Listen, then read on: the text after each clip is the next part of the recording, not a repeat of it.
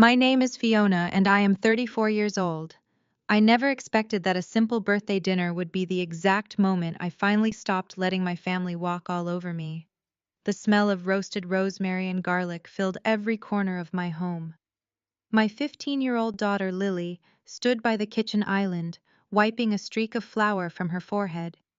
She was beaming with pure, unadulterated pride. For the last 12 hours, she had been on her feet, meticulously preparing a 5-course artisanal feast for my mother Barbara. It was my mother's 60th birthday, and Lily wanted to give her a gift that money could not buy. She had spent weeks researching recipes, saving her allowance to buy imported truffles, and practicing her plating techniques until they were absolutely perfect. The kitchen counter was covered in pristine serving platters, displaying perfectly seared duck breast, handmade ravioli, and a beautifully decorated custom cake. We had cleaned the house top to bottom, preparing to host 20 of our closest relatives. Then my phone buzzed on the counter. It was a group text from my mother sent to all 20 invited relatives just one single hour before they were supposed to arrive at our door.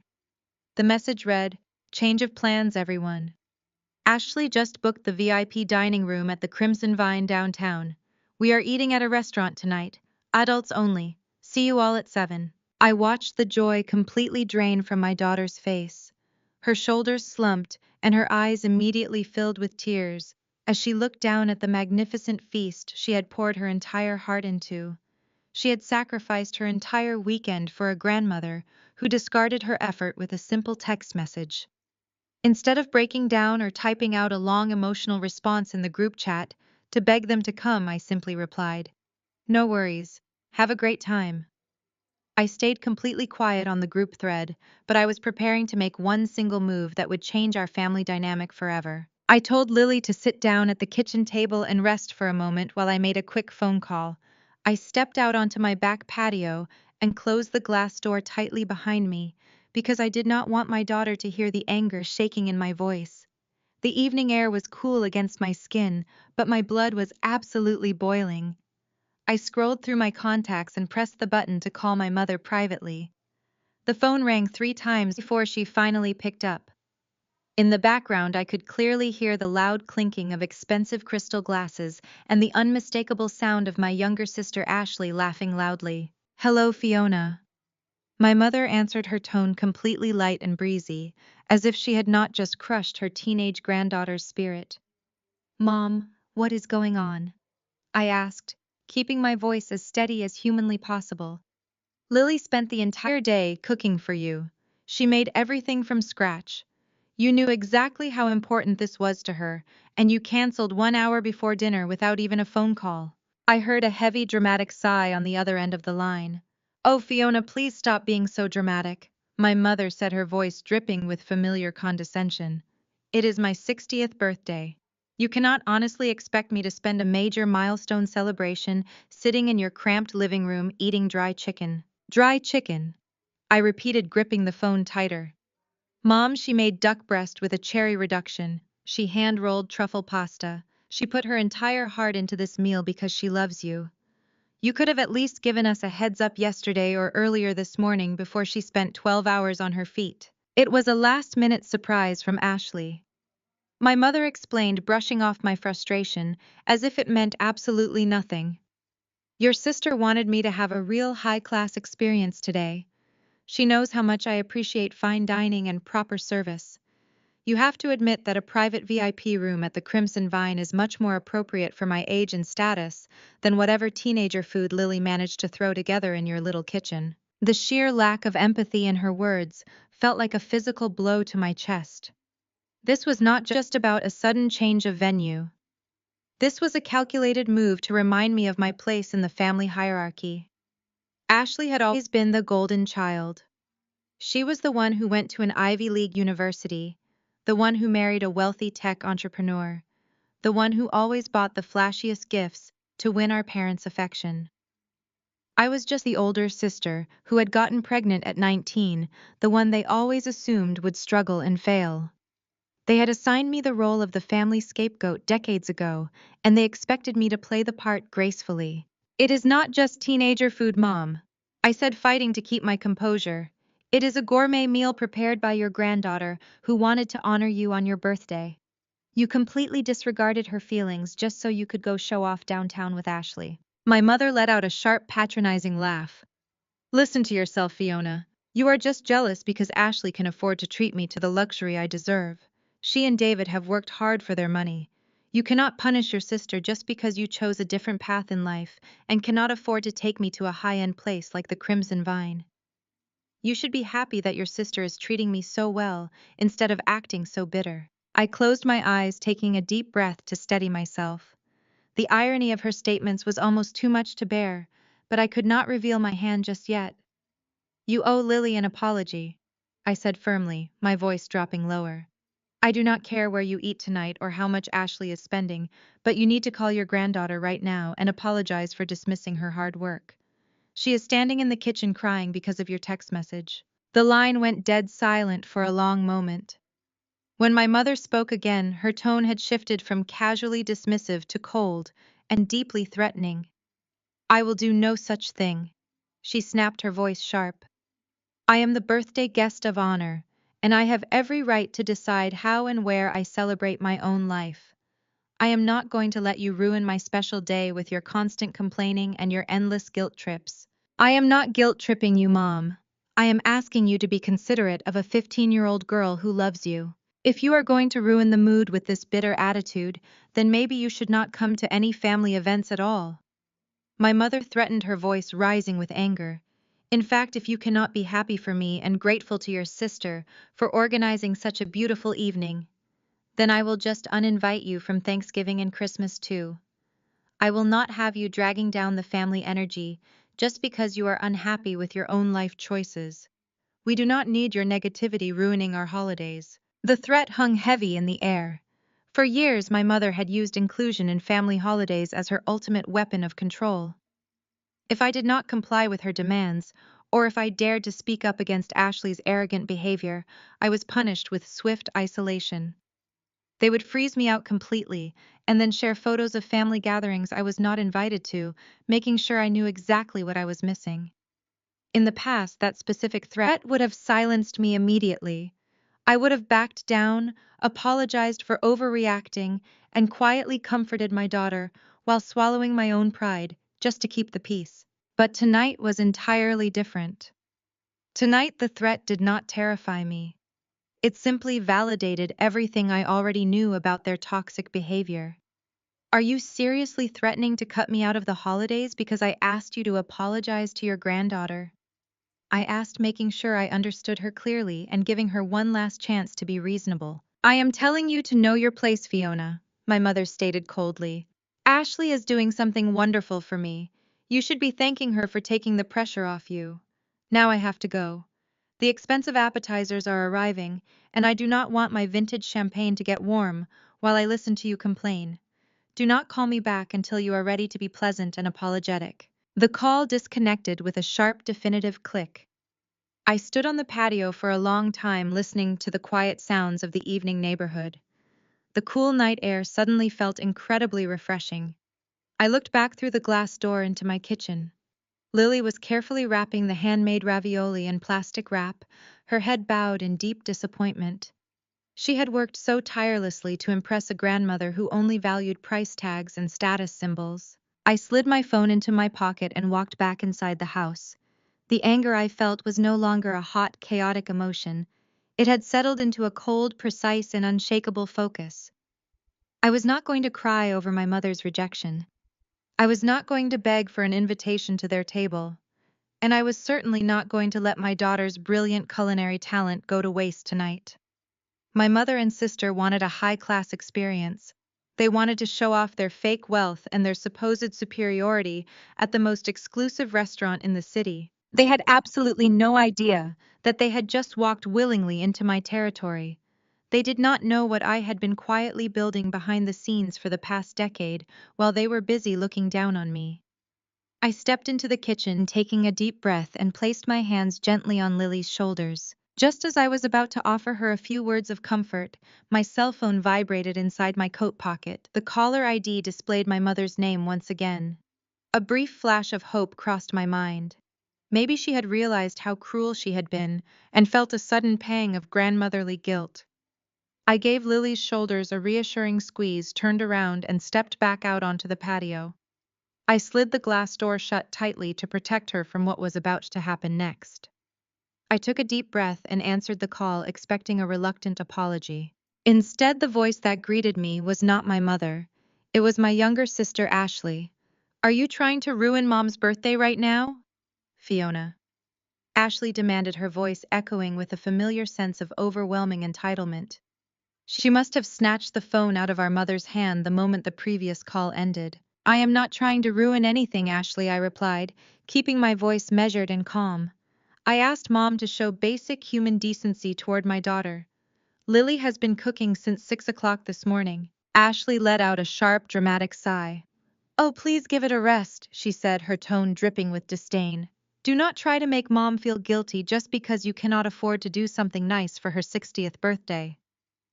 I booked the private VIP room at the Crimson Vine because Mom deserves the absolute best. She deserves a luxury dining experience, not a pity party eating the amateur food your teenager managed to throw together." Ashley had always been the designated golden child of our family. From the moment she was born, our parents treated her like absolute royalty. They praised her every move, celebrated her smallest achievements, and reminded me that I needed to be more like my perfect younger sister. "It is not amateur food," I said, gripping the phone tightly. "It is a gourmet meal and you know it. But this is not even about the food, Ashley. This is about respect. Mom committed to coming here tonight and you completely disregarded that just so you could show off your wealth." "My wealth is not fake, Fiona." Ashley snapped, her voice turning incredibly defensive and cruel. I earned everything I have. I went to an Ivy League university while you were busy throwing your life away. You got pregnant at 19. You made terrible choices. We all knew you would struggle to keep up with the rest of the family. You have always been a massive disappointment to Mom and Dad. Do not try to punish me just because I made something of my life." Her words hit me exactly where she intended them to. She was weaponizing my past to assert her dominance. When I got pregnant with Lily at 19, I was terrified and completely alone. My parents did not offer support or guidance. They offered judgment and shame. They focused all their energy and financial resources on making sure Ashley had the perfect life. They paid for her expensive private schools, her elite university tuition, and her lavish wedding to David. I had to build my entire world from scratch, working multiple minimum wage jobs to keep a roof over my baby's head. "I am not punishing you, Ashley," I said, refusing to let her see that her words had affected me. "I am simply asking for basic respect for my daughter." "Respect is earned," Fiona, Ashley shot back. "And frankly, you have not earned it. I want to treat Mom to the luxury I earned with my elite degree and David's tech money. David's company is booming right now. We have more money than you could ever dream of seeing in your entire life. We can afford to give Mom the lifestyle she truly deserves. You should be thanking me for taking this financial burden off your shoulders." The mention of David's tech money almost made me laugh out loud. If only she knew the truth about her husband's supposedly booming startup. But I held my tongue, keeping my secret weapon firmly concealed. I let her continue her arrogant rant. "You always try to play the victim," Ashley continued. "You always try to make everyone feel sorry for you and your daughter. Well, it is not going to work tonight. Tonight is about Mom, and it is about the success of this family. We are going to drink expensive $800 bottles of wine. We are going to eat imported caviar. We are going to celebrate the fact that at least one of Mom's daughters turned out to be a massive success." I stood on the patio, listening to the cool breeze rustling through the trees. I did not interrupt her. I let her speak because every word she said only solidified my resolve. Every cruel insult she threw at me erased any lingering guilt I might have felt about what I was about to do to them. "So do us all a favor," Fiona, Ashley said, her voice dropping into a harsh, commanding tone. "Stay home tonight. Do not come down here to the restaurant trying to cause a scene. Do not call Mom back crying about your feelings. Just stay in your little house with your teenager and eat your cold chicken. We are going to have a beautiful, glamorous adults-only evening without your depressing energy bringing us down. And if you dare to ruin this for me, I will make sure Mom never speaks to you again." Before I could formulate a response, the line went dead. Ashley had hung up on me. It was the ultimate sign of disrespect, a brutal and final dismissal. I pulled the phone away from my ear and stared at the dark screen for a long moment.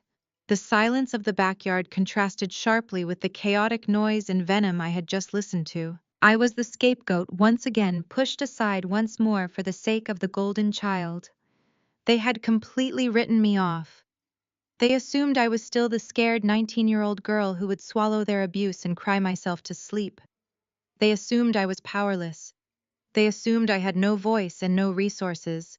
They thought they held all the power because they believed they had all the money. They had no idea that their entire illusion of wealth was about to come crashing down around them.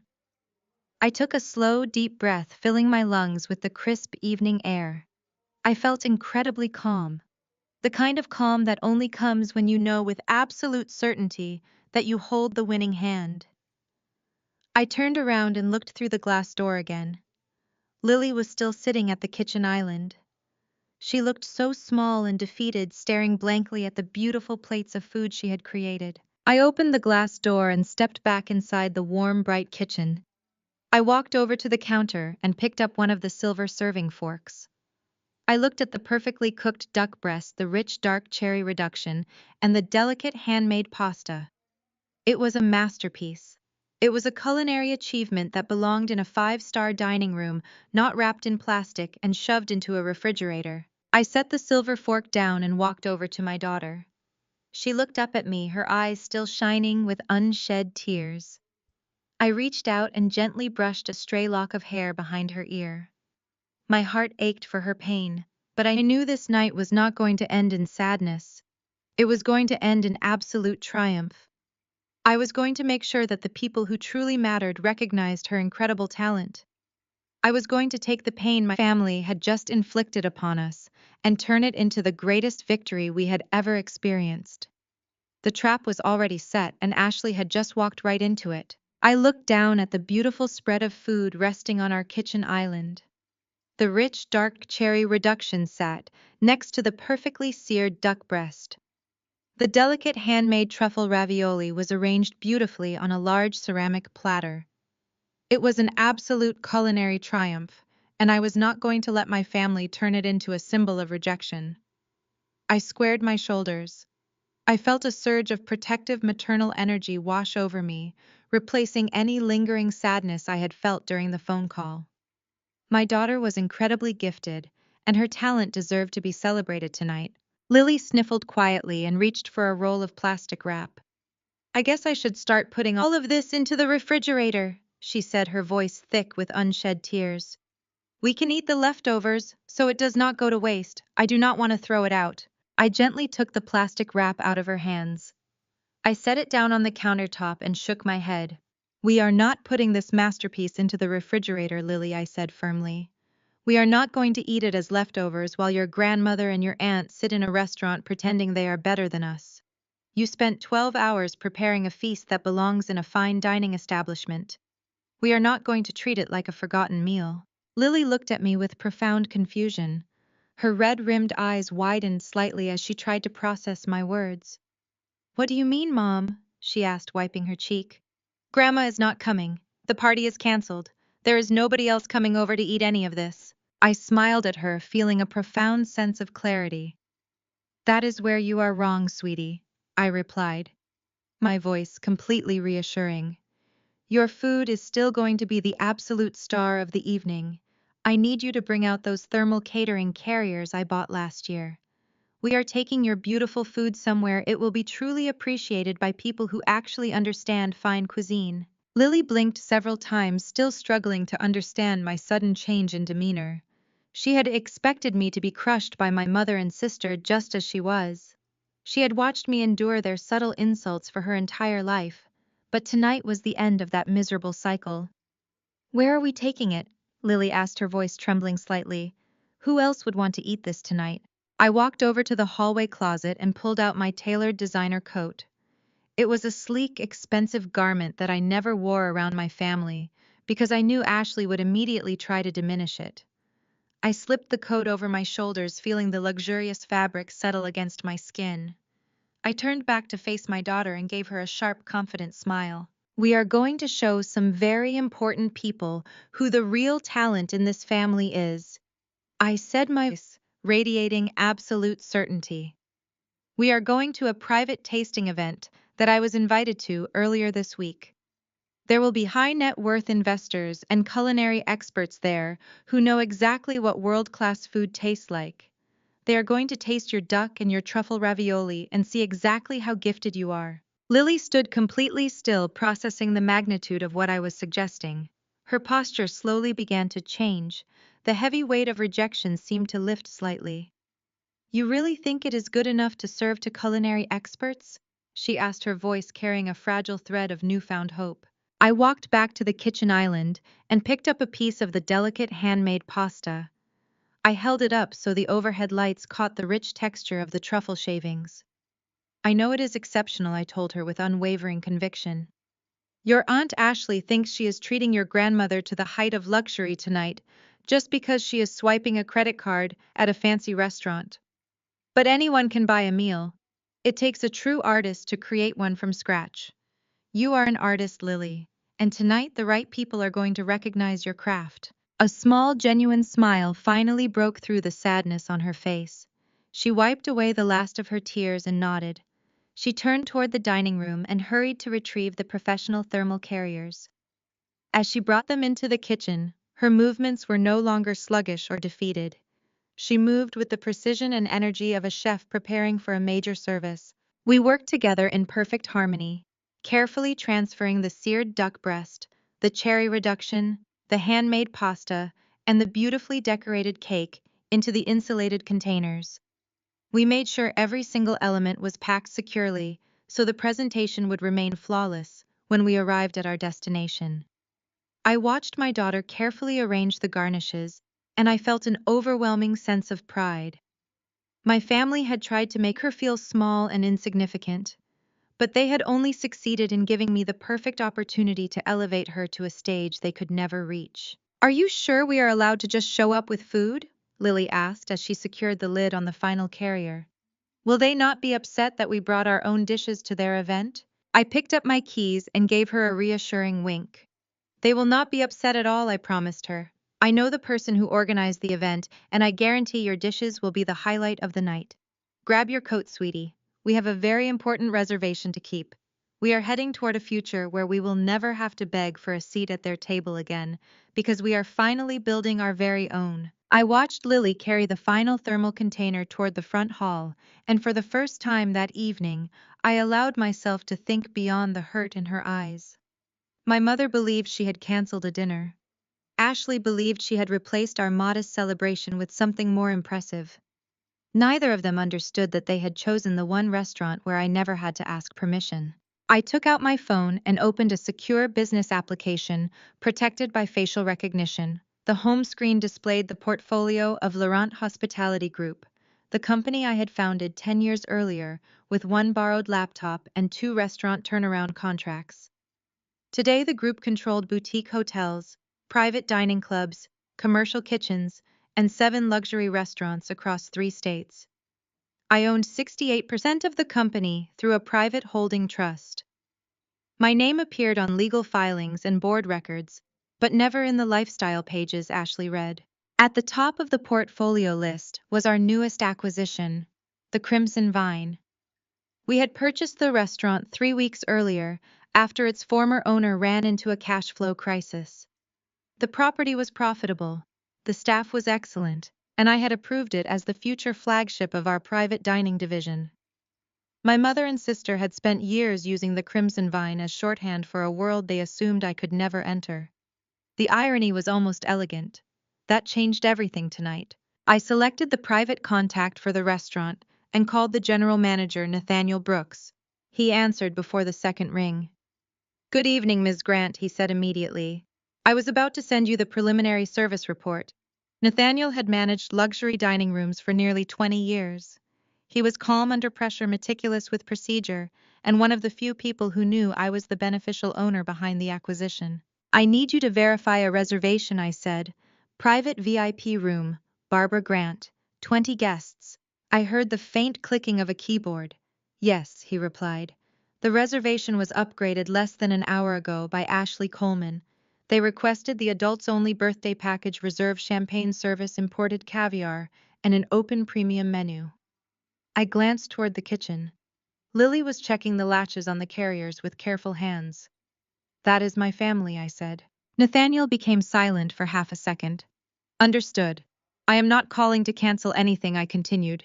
I want them served professionally and without hostility. Give them exactly what they request. If Ms. Coleman asks about premium options, your staff may explain every available upgrade. Do not pressure her, but do not protect her from the prices she chooses. Nathaniel understood immediately. Ashley would interpret excellent service as proof that everyone recognized her importance. We have a reserve vintage champagne at $800 per bottle, he said. The private room team would normally mention it for a 60th birthday. Mention it, I replied. The same applies to the beluga caviar seafood towers and any premium dessert presentation she requests. Every item must be entered accurately on the bill. Of course. And Nathaniel, there will be no family discount. No complimentary upgrades under my account. No courtesy write-off if anyone claims to know the owner. His voice became even more formal. Understood completely. I paced across the kitchen, keeping my voice low enough that Lily could not hear the details.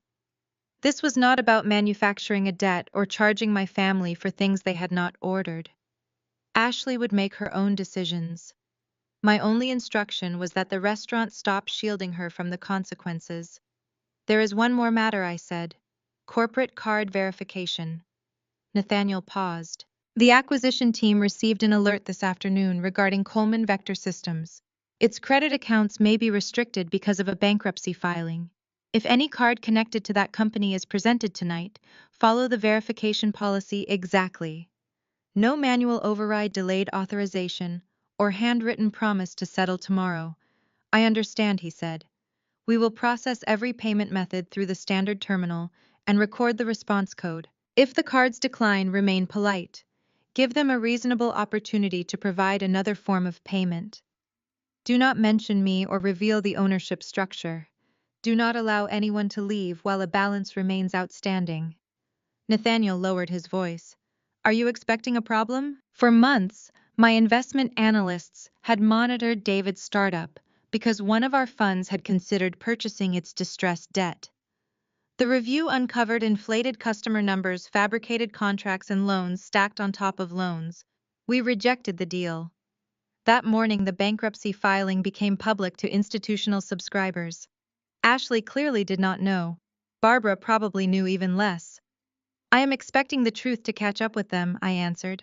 Nathaniel did not ask for gossip or personal details. That was one of the reasons I trusted him. We will handle the room with complete professionalism, he said. I will personally supervise the final payment. Thank you. Send updates only to my secure number. If the situation becomes disruptive, protect the staff first, always. I ended the call and remained still for a moment. My reflection appeared faintly in the dark patio glass. The woman staring back at me did not resemble the frightened 19-year-old my family still believed they could control. I remembered taking night classes while Lily slept beside my desk, auditing failing restaurants and rebuilding after my first terrible lease. Nothing about my life had been easy, but none of it had been accidental. Ashley had been given applause. I had been given consequences, and consequences had taught me how to recognize false confidence. Lily entered the hallway carrying her coat over one arm. Are we ready, Mom? She asked. I locked my phone and slipped it into the inside pocket of my designer coat. Almost. I walked back into the kitchen and checked every container with her. The food was still warm.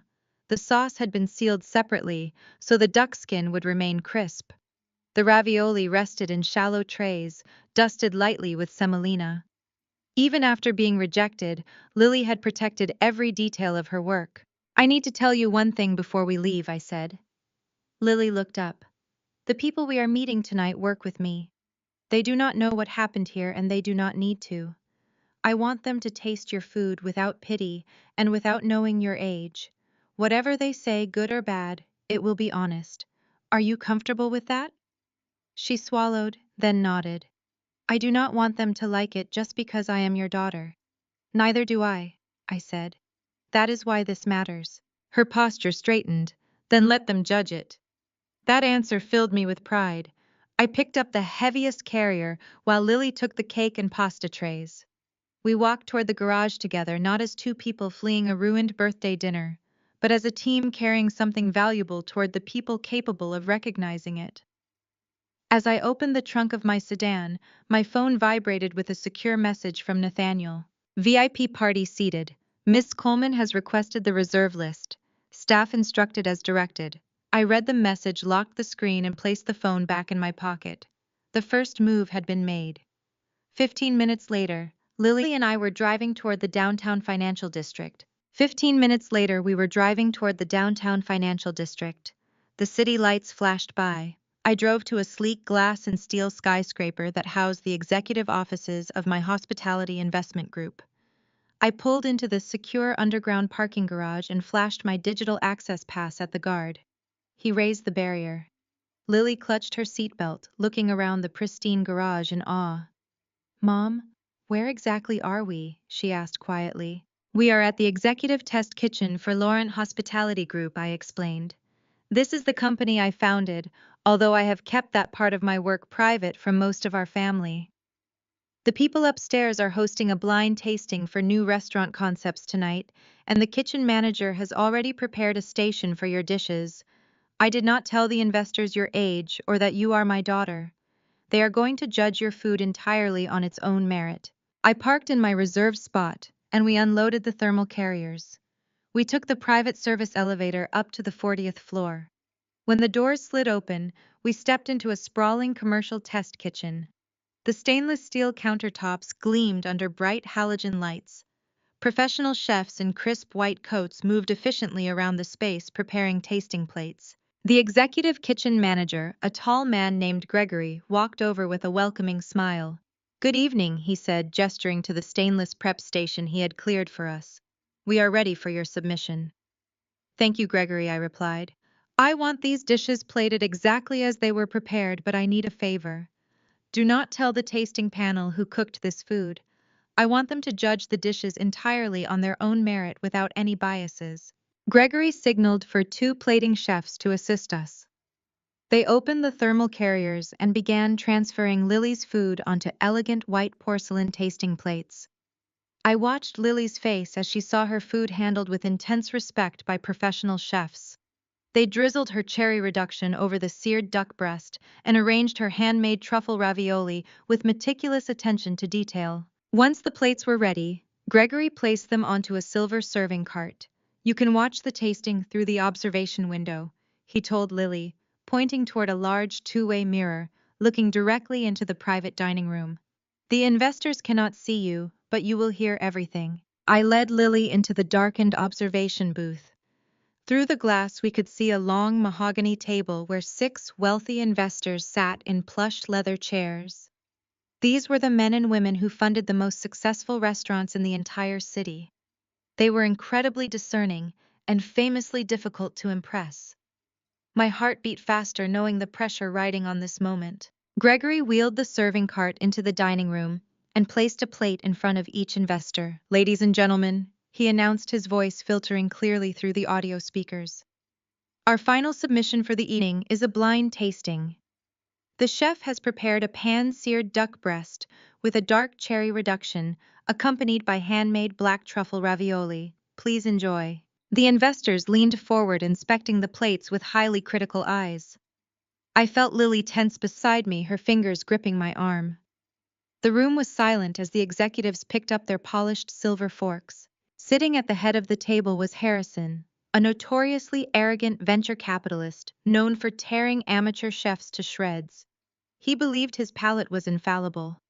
Harrison narrowed his eyes and poked at the duck breast with his fork, his expression unreadable.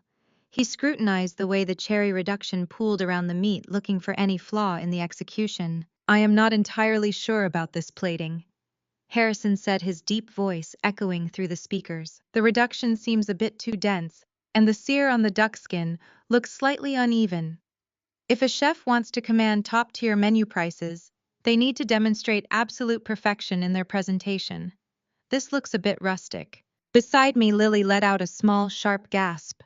Her shoulders instantly dropped and she took a sudden step back from the glass. The fragile confidence we had just spent the last hour building up was suddenly threatening to shatter into a million pieces. She looked at me with panic in her eyes, silently asking if we had made a terrible mistake. The heavy tension in the room thickened as the other investors paused, waiting for Harrison. Harrison slowly raised the polished silver fork to his mouth. He placed a small piece of the seared duck and a generous amount of the dark cherry reduction onto his tongue. He closed his eyes and began to chew. The entire room seemed to hold its collective breath. Through the two-way glass, I could see the other wealthy investors gripping their own forks, waiting for his verdict before they dared to take a bite. Beside me, Lily was practically vibrating with anxiety. She squeezed her eyes shut and grabbed my hand, holding on as if her entire world was about to collapse. I rubbed my thumb over her knuckles, silently praying that this notoriously arrogant man would recognize the brilliance of what my daughter had just created. Harrison stopped chewing and opened his eyes. He set his fork down on the table with a soft, deliberate clink. His thick eyebrows drew together in a tight line. He reached for his water glass, took a slow sip, and then looked directly at Gregory, who was standing quietly near the serving cart. "Who exactly is the executive chef behind this plate?" Harrison asked, his voice low and incredibly serious.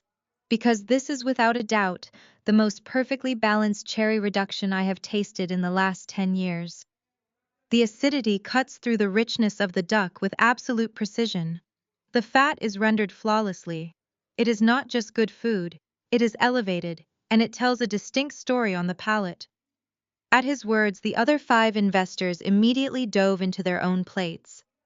The quiet dining room suddenly filled with the sounds of silverware scraping against porcelain and soft murmurs of genuine astonishment. A prominent female restaurateur sitting across from Harrison cut into the handmade truffle ravioli. She took one bite and let out a long sigh of pure satisfaction. "The pasta dough is translucent and delicate," she said, shaking her head in disbelief. "The truffle does not overpower the ricotta filling at all. It is earthy and restrained." "Gregory, please tell us which culinary group is pitching this concept. We need to secure an exclusive contract with this chef immediately before anyone else in the city snatches them up." I felt a massive wave of triumph wash over me. I looked down at Lily and saw that her eyes were wide with absolute shock. The tears of rejection she had cried earlier in our kitchen were completely gone, replaced by a radiant, glowing disbelief.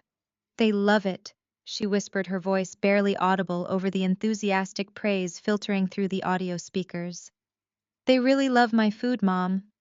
I smiled at her and placed my hand gently on her back. "It is time to go meet your new fans," I told her. I guided her out of the darkened observation booth, and we walked together into the bright professional test kitchen. Gregory saw us approaching the private dining room doors and gave me a knowing smile. He stepped aside and opened the heavy mahogany doors, allowing Lily and me to walk directly into the investors' dining space.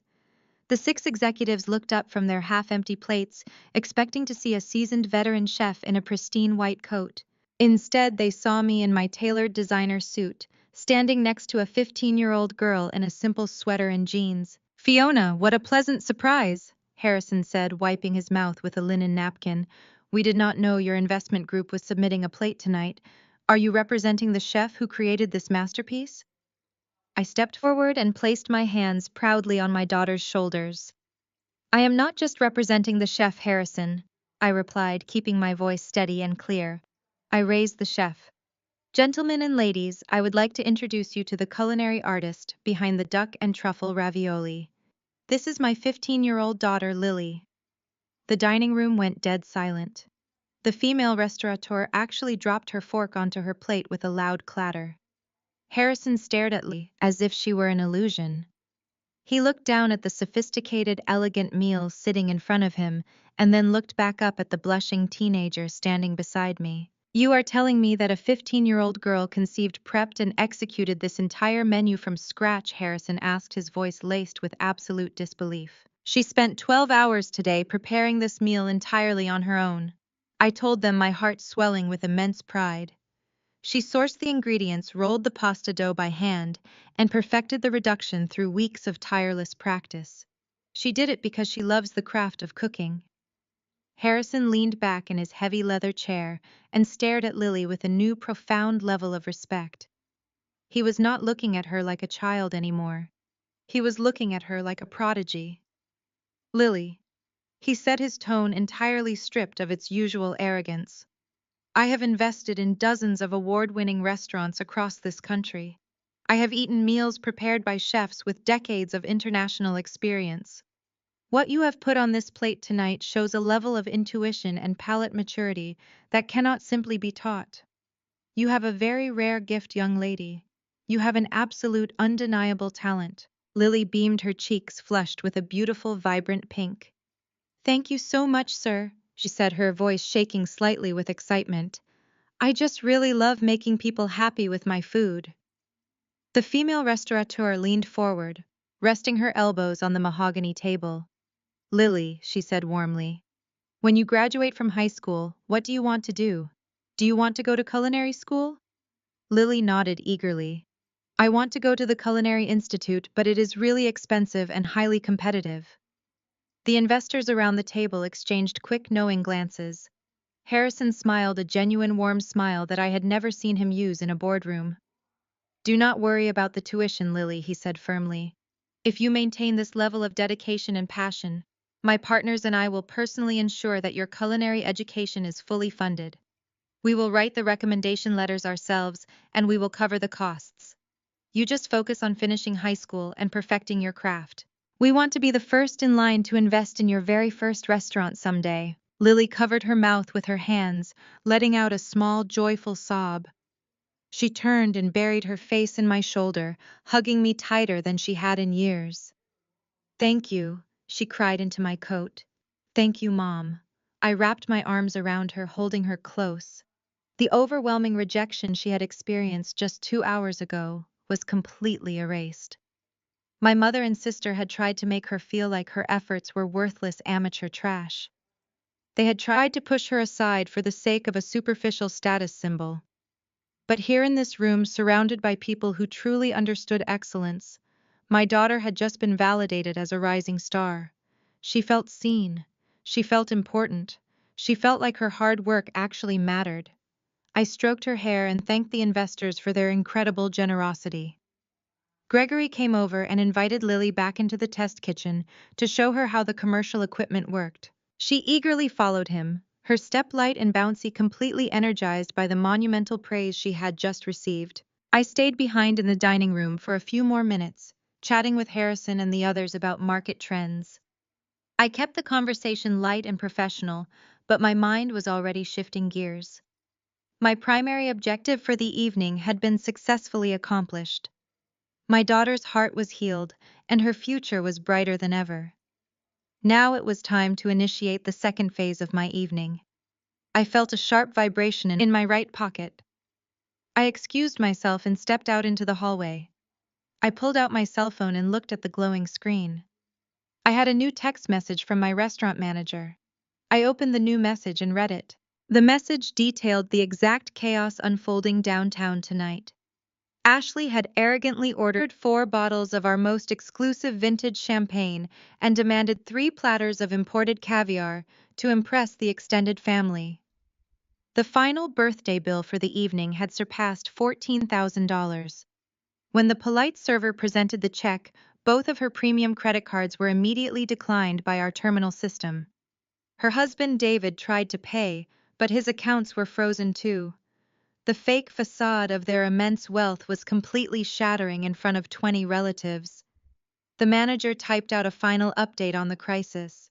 The trap is finally sprung, but the arrogant sister is demanding to speak to the owner.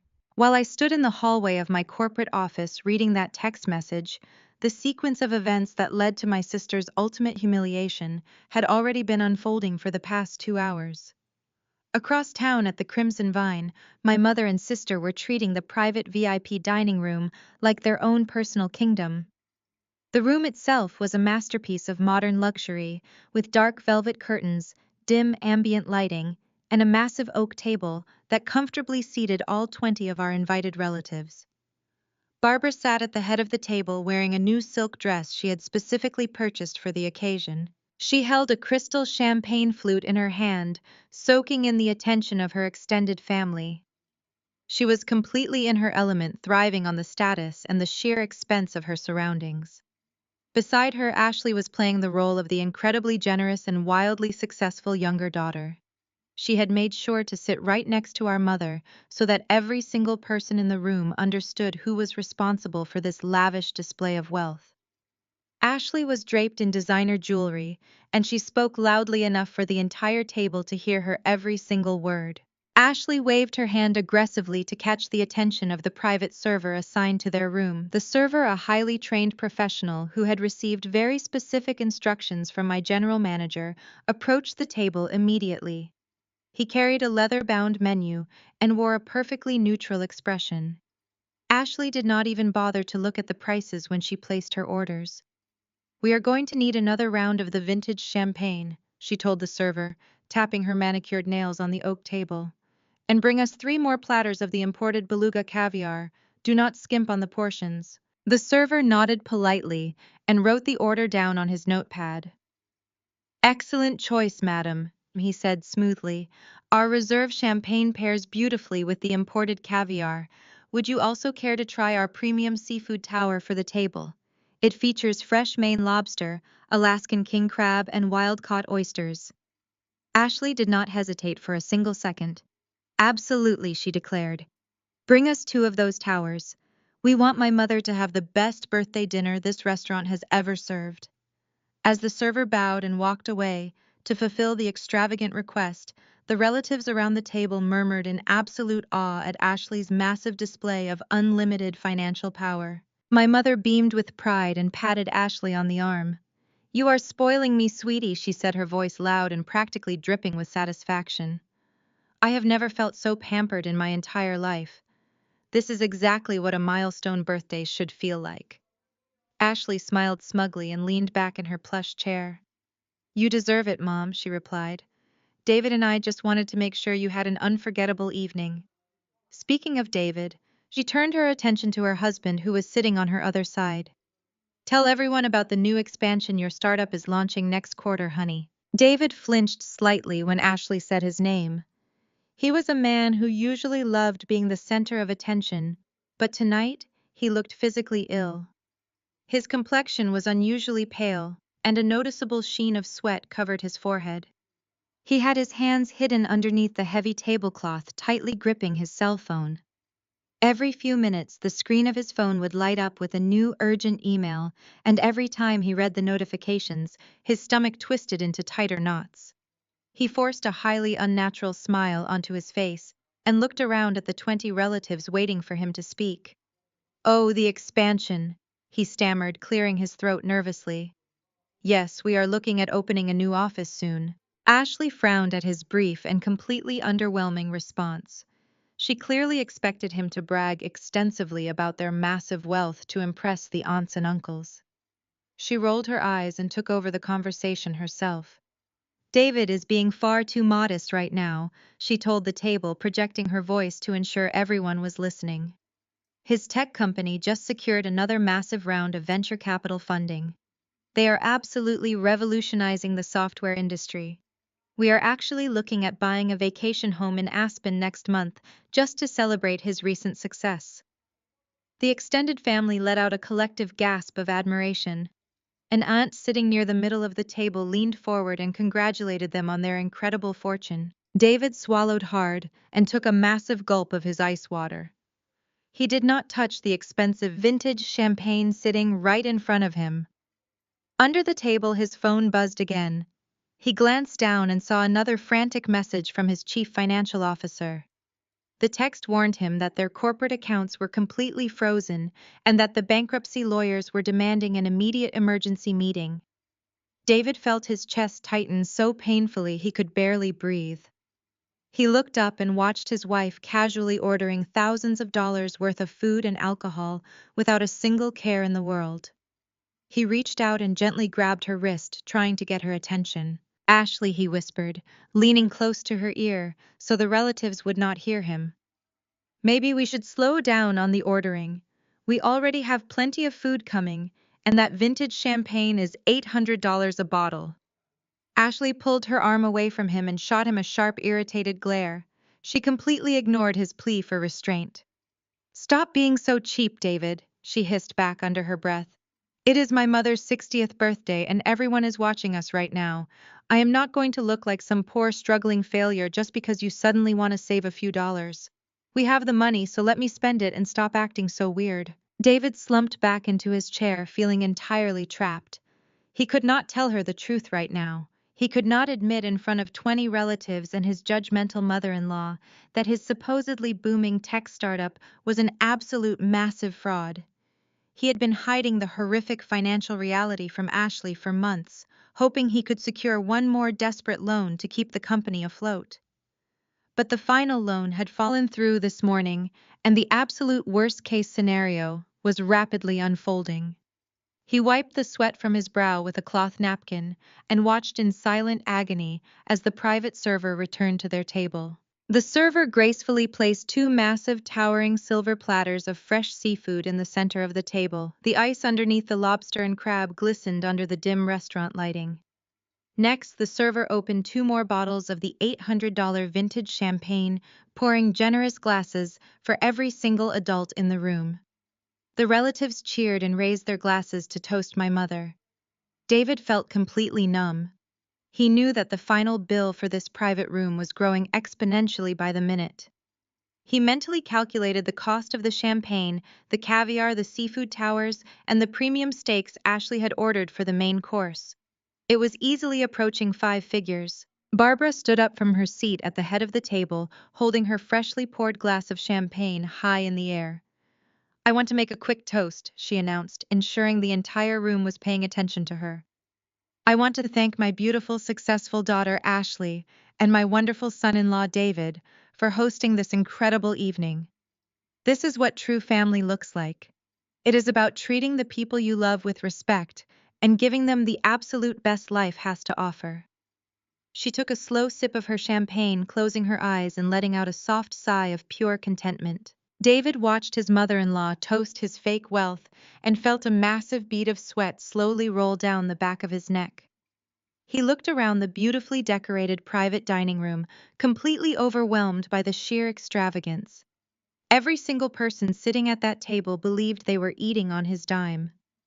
They believed he was a successful entrepreneur, capable of funding this opulent birthday party without breaking a single sweat. His phone vibrated one more time against his leg, delivering yet another automated alert from his bank. Another corporate account had just been officially locked by federal investigators. David grabbed his water glass with shaking fingers and forced himself to swallow. The extravagant feast was continuing to arrive plate by expensive plate, and the inevitable devastating check was now looming ever closer. He knew that when the final bill arrived, his world was going to shatter into pieces in front of everyone. While David sat paralyzed by his impending financial doom, the celebratory atmosphere in the private dining room was only growing louder and more obnoxious. The 20 relatives had finished their main courses and were now leaning back in their plush velvet chairs, satisfied with the decadent meal they had just consumed. The private server stepped into the room once again, carrying a magnificent tiered birthday cake decorated with spun sugar and edible gold leaf. He placed it carefully in front of Barbara as the extended family erupted into applause. Ashley signaled for the server to pour another round of the $800 vintage champagne into everyone's crystal flutes. Once the glasses were filled to the brim, Ashley picked up her butter knife and gently tapped it against the side of her glass. The crisp ringing sound cut through the lively chatter, and the room slowly settled into a respectful, expectant silence. Thank you everyone for being here tonight. Ashley began, her voice carrying a tone of practiced theatrical sincerity. She stood up from her chair and smoothed the front of her designer dress, making sure all eyes were firmly fixed on her. 60 years is a massive milestone, and my mother deserves to be surrounded by the people who truly appreciate her. We wanted tonight to be absolutely flawless, because Mom has always sacrificed so much for this family. She always put her children first, even when it was incredibly difficult. She deserves to be treated like a queen, and David and I were more than happy to provide that experience for her tonight. Barbara dabbed at the corners of her eyes with a linen napkin, pretending to wipe away a stray tear of gratitude. She reached out and patted Ashley's hand affectionately. "You are such a wonderful daughter, Ashley," she said, her voice thick with exaggerated emotion. "You and David have given me a birthday I will never forget. It is just so wonderful to look around this beautiful table and see so many smiling faces. I am so deeply blessed to have a family that understands the true meaning of loyalty and respect. I just wish everyone could have shared in this beautiful evening." The subtle shift in Barbara's tone was an undeniable cue.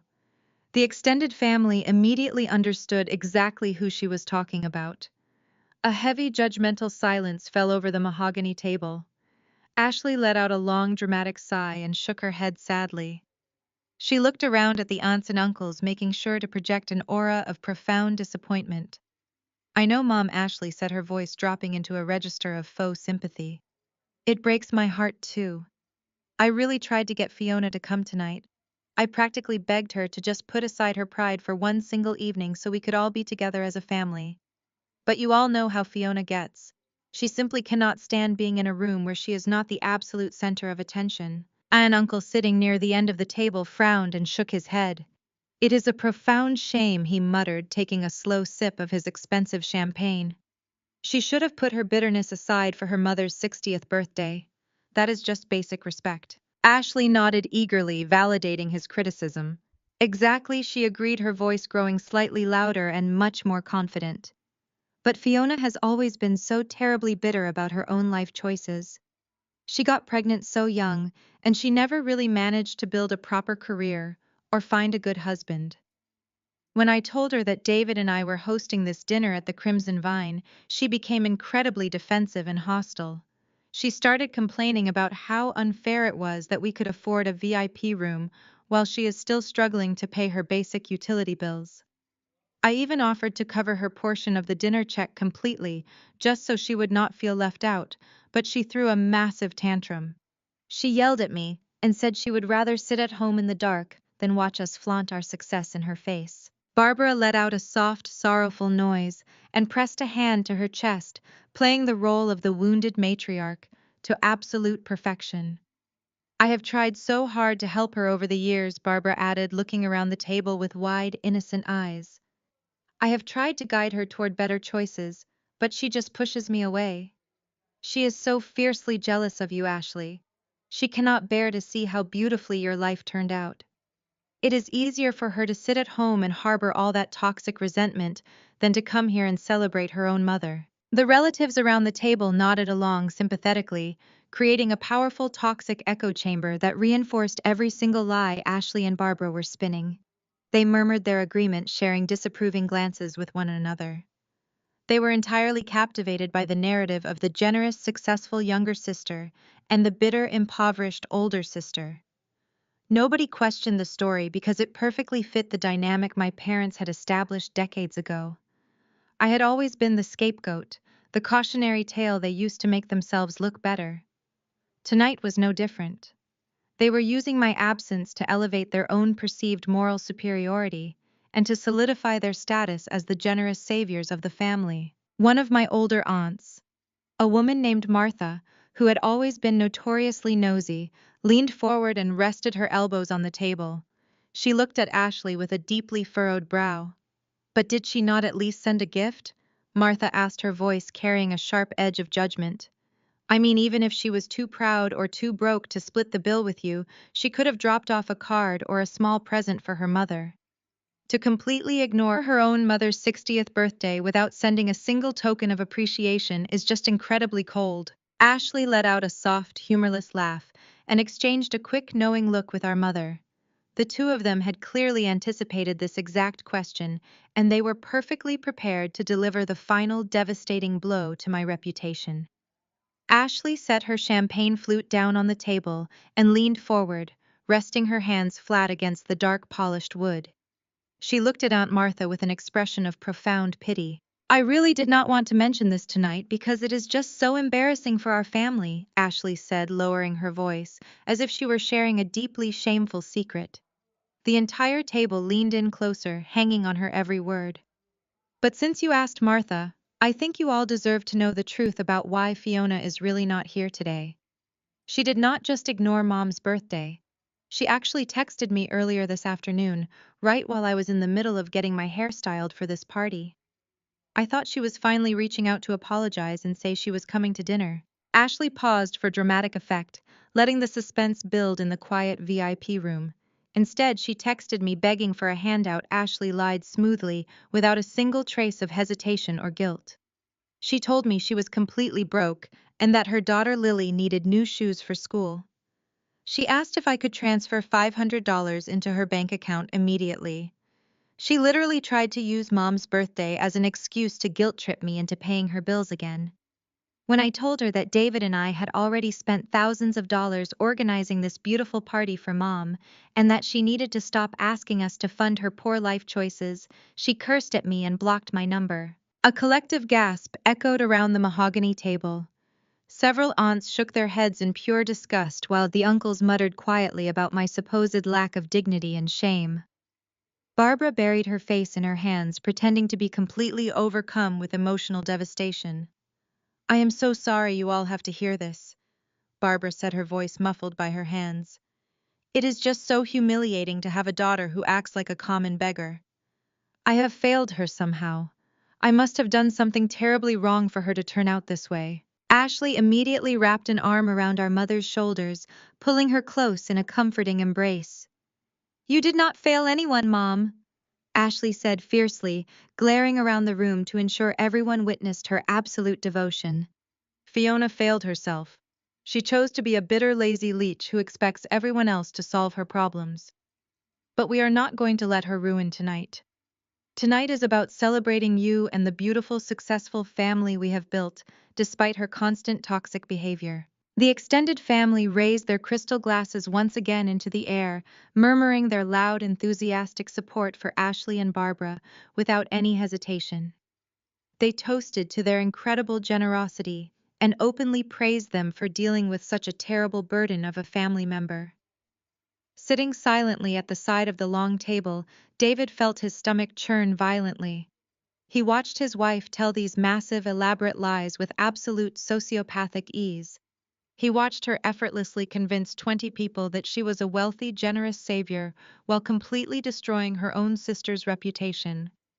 It terrified him deeply, because if Ashley could lie so flawlessly about her sister's finances to protect her own ego, he knew exactly what she would do to him when she discovered the harsh truth about his. And that truth was coming rapidly. His phone buzzed again with a final terrifying notification from his bank. His last remaining credit line had just been completely permanently revoked. David stared blindly at the empty plate in front of him, feeling a cold sweat drench his expensive designer shirt as the heavy leather checkbook for their lavish $14,000 meal was finally being carried toward their table by the unsmiling manager. The manager walked with deliberate, measured steps across the plush carpet of the private VIP room. He held a sleek black leather folio in his right hand. The lively chatter of the 20 relatives continued to echo off the walls, completely ignorant of the financial storm that was about to hit the table. Barbara was laughing at a joke while Ashley leaned back in her chair, twirling the stem of her empty crystal champagne flute. She looked the picture of manufactured grace. When the manager reached the head of the table, he did not offer his usual warm greeting. His posture was rigid and his expression was entirely unreadable. He placed the black leather folio directly on the polished mahogany table, right between Ashley and Barbara. He gave a brief, polite nod and took a single step back, waiting silently. Ashley let out a soft, theatrical sigh, as if paying the bill was a tiresome chore she was simply too wealthy to care about. She did not even bother to open the leather folio to check the itemized receipt. She already knew it was going to be an astronomical number. She wanted the extended family to see her casually dismiss a check that would take them months to earn. She reached into her designer handbag and pulled out a heavy metal platinum credit card. She placed it carelessly on top of the black folio, and pushed it toward the edge of the table without making eye contact with the manager. "Take care of this, please," Ashley said, waving her hand dismissively. "And make sure you add a generous 20% tip for the private server." The manager picked up the folio and the platinum card. "Right away, madam," he said, his voice perfectly even. He turned and walked out of the private dining room, heading straight for the point-of-sale terminal at the host stand. Ashley turned back to the table, smiling brightly at our aunts and uncles. But honestly, seeing the smile on my mother's face makes every single penny worth it. Money is meant to be spent on the people you love.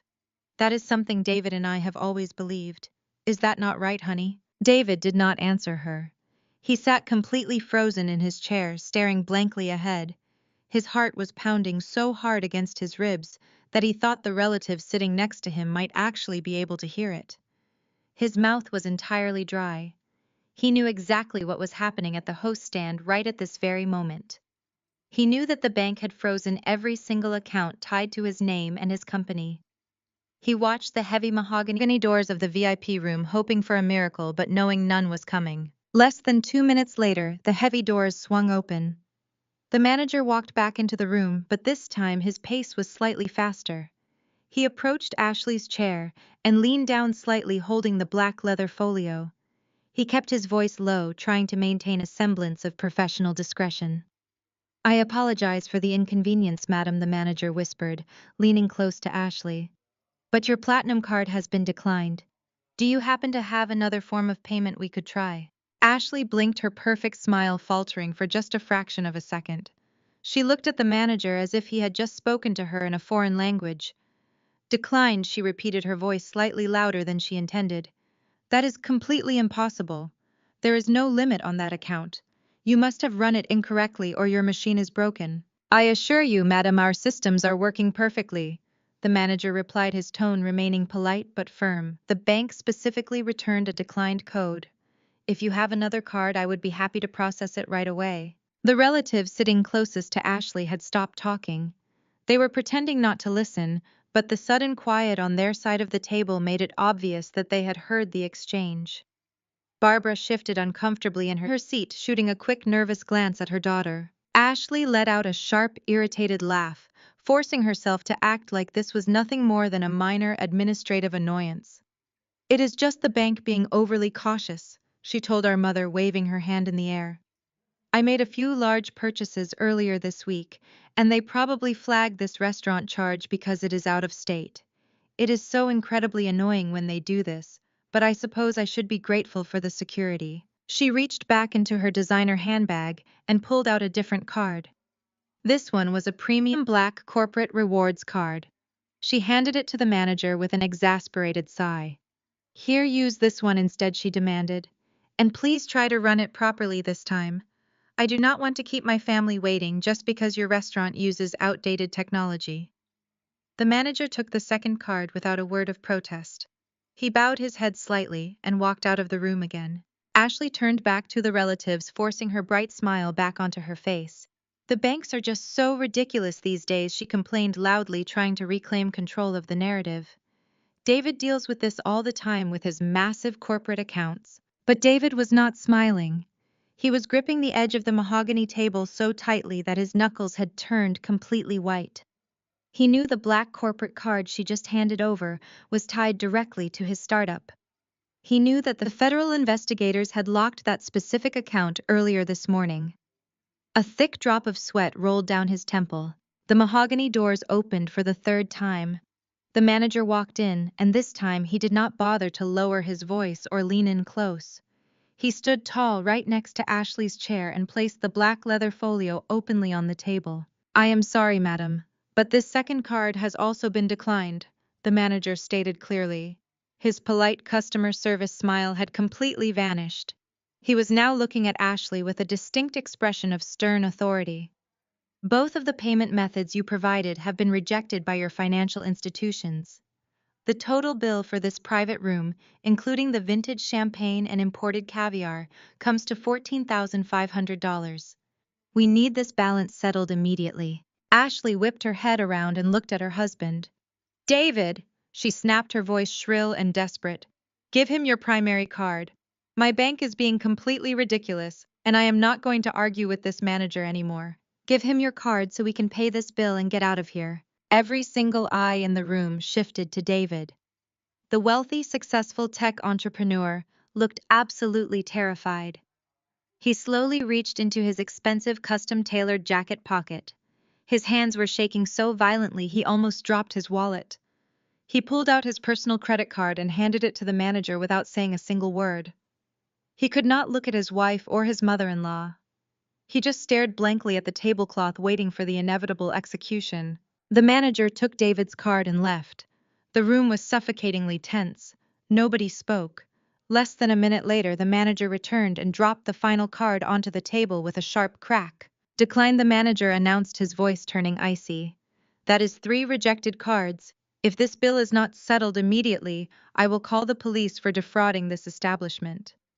Total absolute panic set into the room as the relatives finally realized the horrifying truth.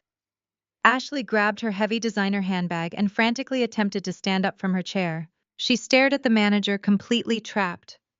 The silence in the VIP dining room was absolutely suffocating. Every relative who had just spent the last hour praising Ashley and toasting to her immense wealth was now looking at her with wide, unblinking eyes. The clinking of silverware had completely stopped. Even the sound of pouring wine was gone. The manager stood tall, holding the black leather folio, and looking down at Ashley with a stern, unwavering gaze.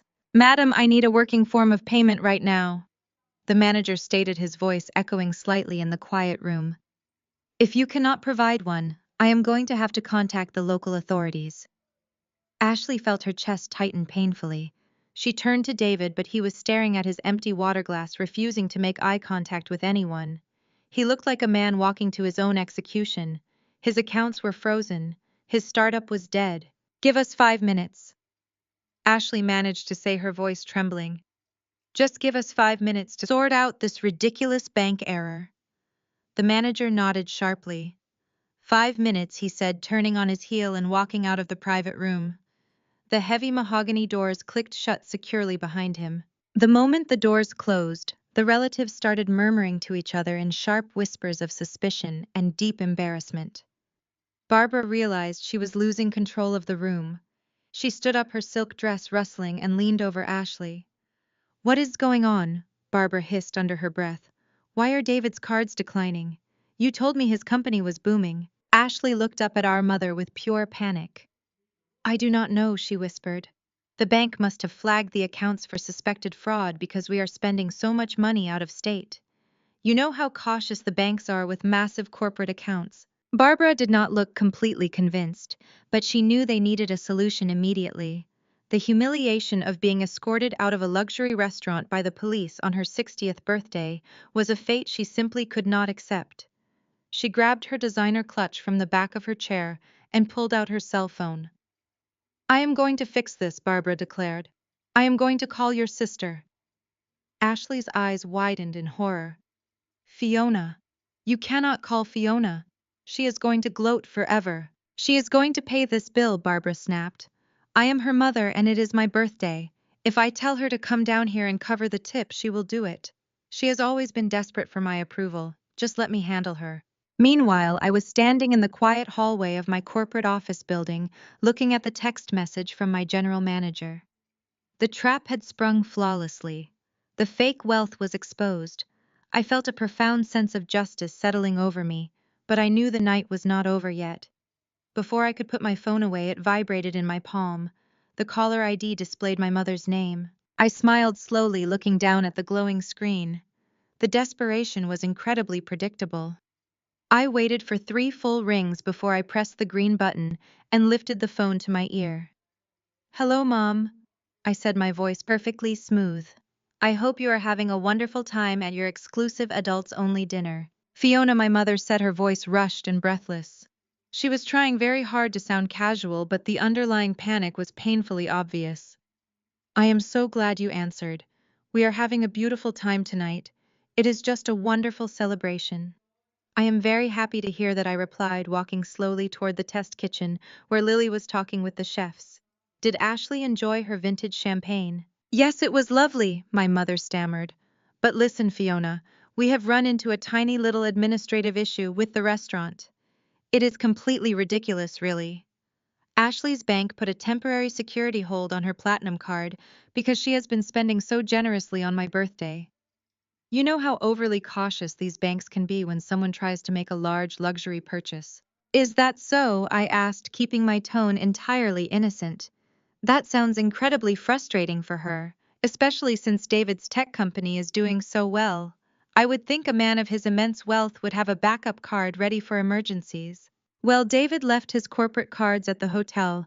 My mother lied smoothly, not missing a single beat. We are just in a bit of a silly bind right now. The restaurant is demanding payment before they will let us leave, and I simply do not want to end my milestone birthday dealing with customer service representatives on the phone. What exactly are you asking me to do, Mom? I asked, leaning against the hallway wall. I need you to come down to the Crimson Vine right now, my mother demanded, dropping the casual act and reverting to her usual commanding tone. I need you to bring your credit card and cover the tip, and maybe a few of the incidentals just until Ashley's bank lifts the security freeze in the morning. She will pay you back every single penny tomorrow. I promise you, Fiona. Just get down here and help your family. I let a few seconds of heavy silence pass between us. I wanted her to feel the weight of her request. I wanted her to remember the vicious things she had said to me just 2 hours ago when she told me to stay home and eat cold chicken. You want me to come to the restaurant? I asked softly. The same restaurant you specifically told me not to come to. The same restaurant where you and Ashley have been mocking me all evening. Fiona, please, my mother pleaded, her voice cracking slightly. Do not make this about your pride. It is my 60th birthday. I am asking you as your mother to come and be a good daughter for once in your life. Just bring your card and help us out of this embarrassing situation. We will never ask you for anything else again. Okay, Mom, I said, my voice turning dangerously calm. I will come down to the Crimson Vine right now. I will bring my card, and I will handle the situation with the manager. Oh, thank God, my mother exhaled a massive sigh of relief echoing through the phone speaker. I knew you would finally step up and do the right thing.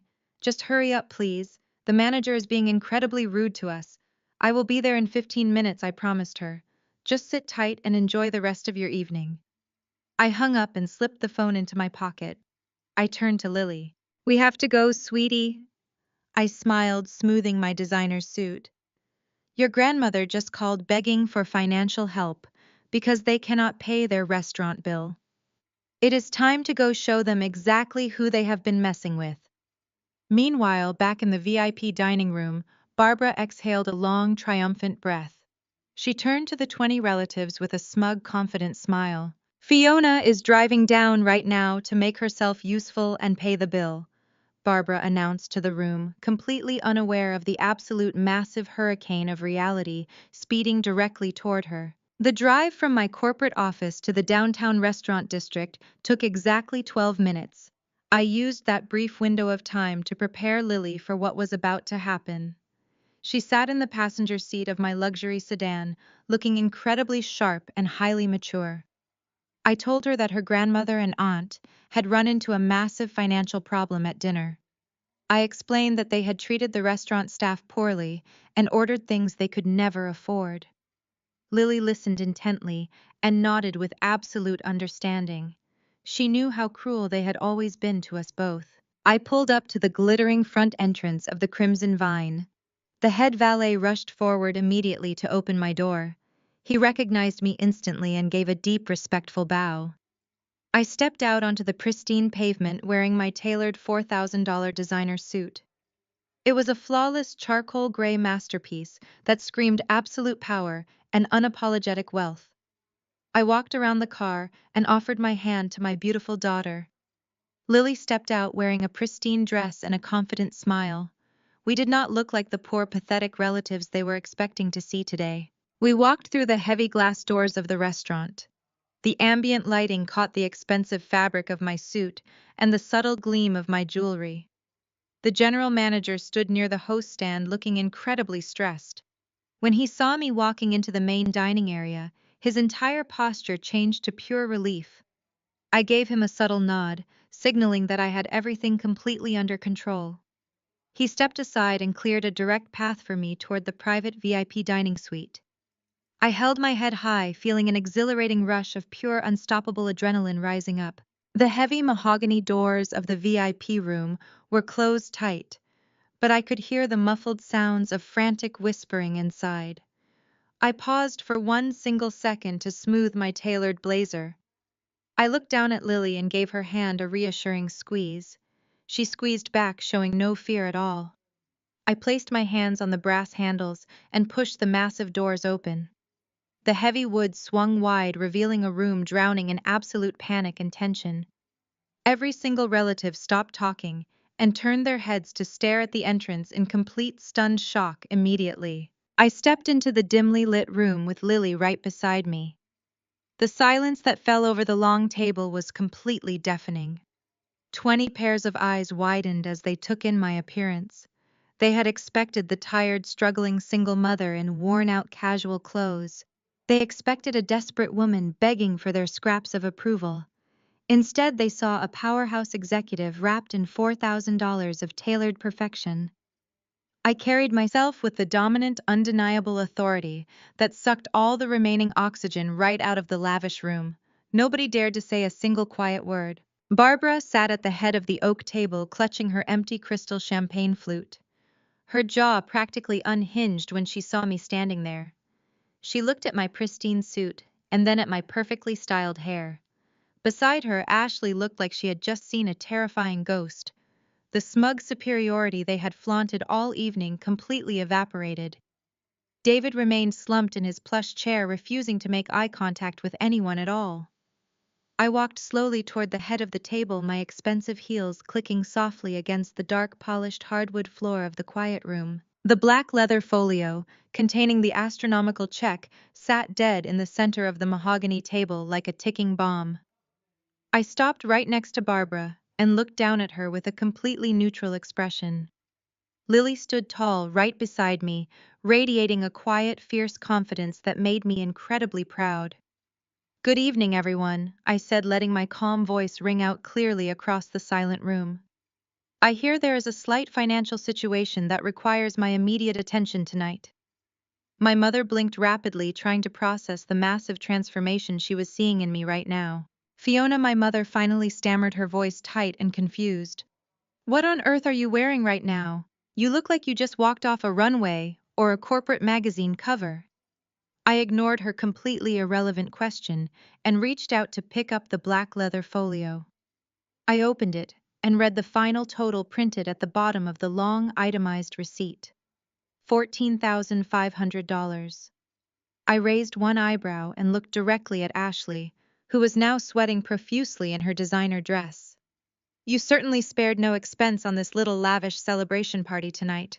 Ashley swallowed hard, her throat clicking audibly in the quiet room.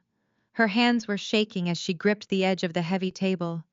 "My bank made a ridiculous error." Ashley lied, her voice high and shrill.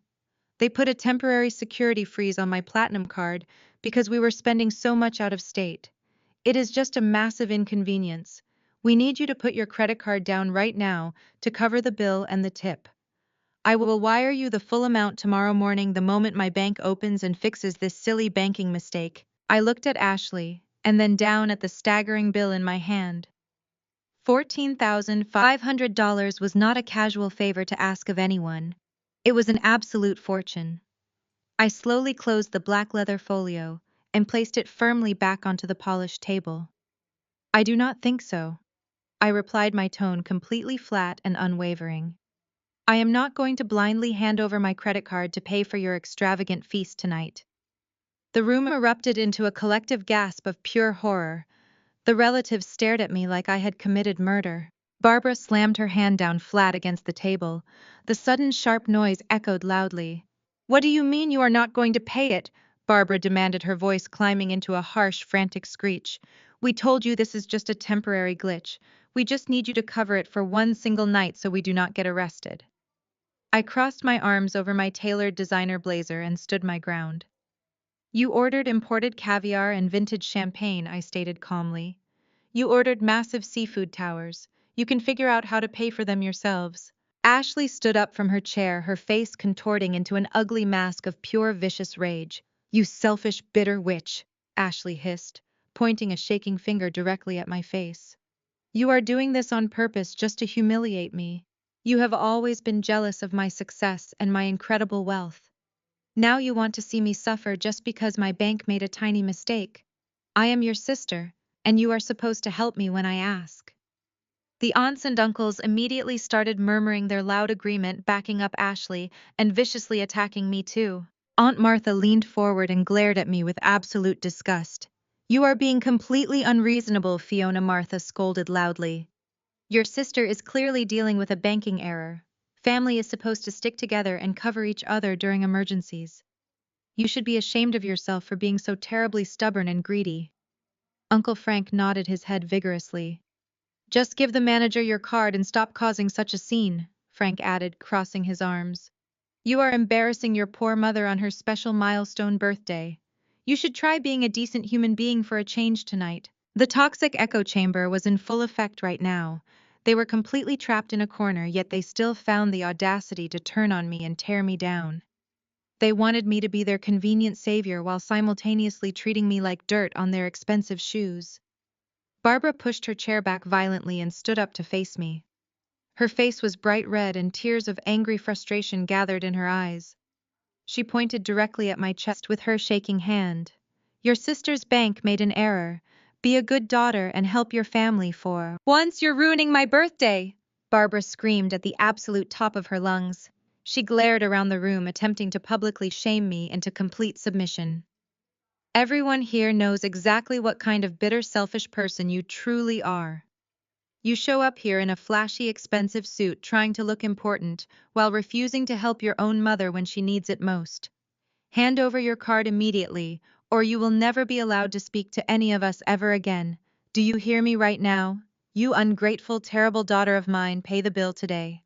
The echo of my mother's furious screaming bounced off the dark velvet curtains and polished mahogany walls of the VIP dining room.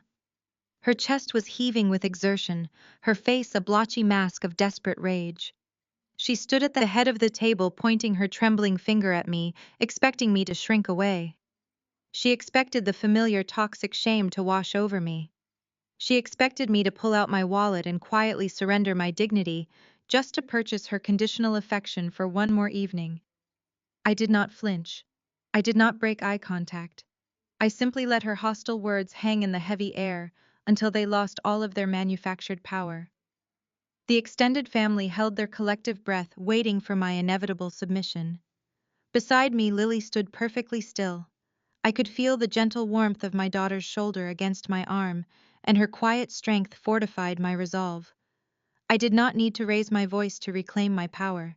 The expensive charcoal gray wool of my tailored suit felt like impenetrable armor against their pathetic, transparent manipulation. I slowly lowered my gaze from my mother's frantic eyes and turned my attention completely away from her. She was merely a loud distraction. The real architect of this elaborate financial illusion was sitting quietly near the middle of the table. I shifted my focus entirely to my brother-in-law. David was slumped in his plush velvet chair, looking as though all the blood had been violently drained from his body. His custom-tailored designer jacket suddenly looked 2 sizes too large for his shrinking frame. His face was a sickly, translucent shade of pale white, and a thick bead of cold sweat rolled slowly down his temple, catching the dim, ambient light of the crystal chandelier above us. I was staring blankly at the pristine white tablecloth, refusing to look at me, refusing to look at his wife, and refusing to look at the massive leather folio containing the $14,500 restaurant bill. He looked exactly like a man who knew he was standing on the trapdoor of the gallows, just waiting for the lever to be pulled. The heavy silence in the room shifted as 20 pairs of confused eyes followed my steady gaze.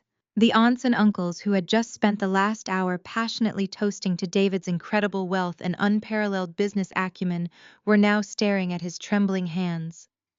The sharp contrast between Ashley's aggressive, arrogant demands and David's terrifying physical paralysis created a suffocating tension in the enclosed space.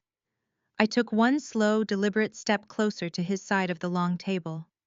The soft click of my heel against the hardwood floor sounded like a gavel striking a block. I rested my hands casually inside the pockets of my designer suit jacket, maintaining an aura of absolute undisturbed calm. I looked down at him, watching his chest rise and fall in shallow, erratic breaths. "Is it a bank error, David?" I asked, keeping my voice incredibly smooth and perfectly measured so that every single syllable carried to the furthest corners of the quiet room. I tilted my head slightly, feigning genuine curiosity. "Or did your accounts get frozen because your startup filed for Chapter 11 bankruptcy this morning?" The words left my lips and landed right in the center of the mahogany table with the devastating force of a nuclear bomb. For 5 agonizing seconds, the entire room went completely dead silent. It was a profound, suffocating absence of sound. Nobody breathed. Nobody moved. The only noise was the faint ticking of the grandfather clock in the hallway and the distant muffled clatter of silverware from the main dining room outside our closed mahogany doors. The aunts and uncles stared at me with wide, unblinking eyes, trying desperately to process the massive catastrophic information I had just calmly delivered.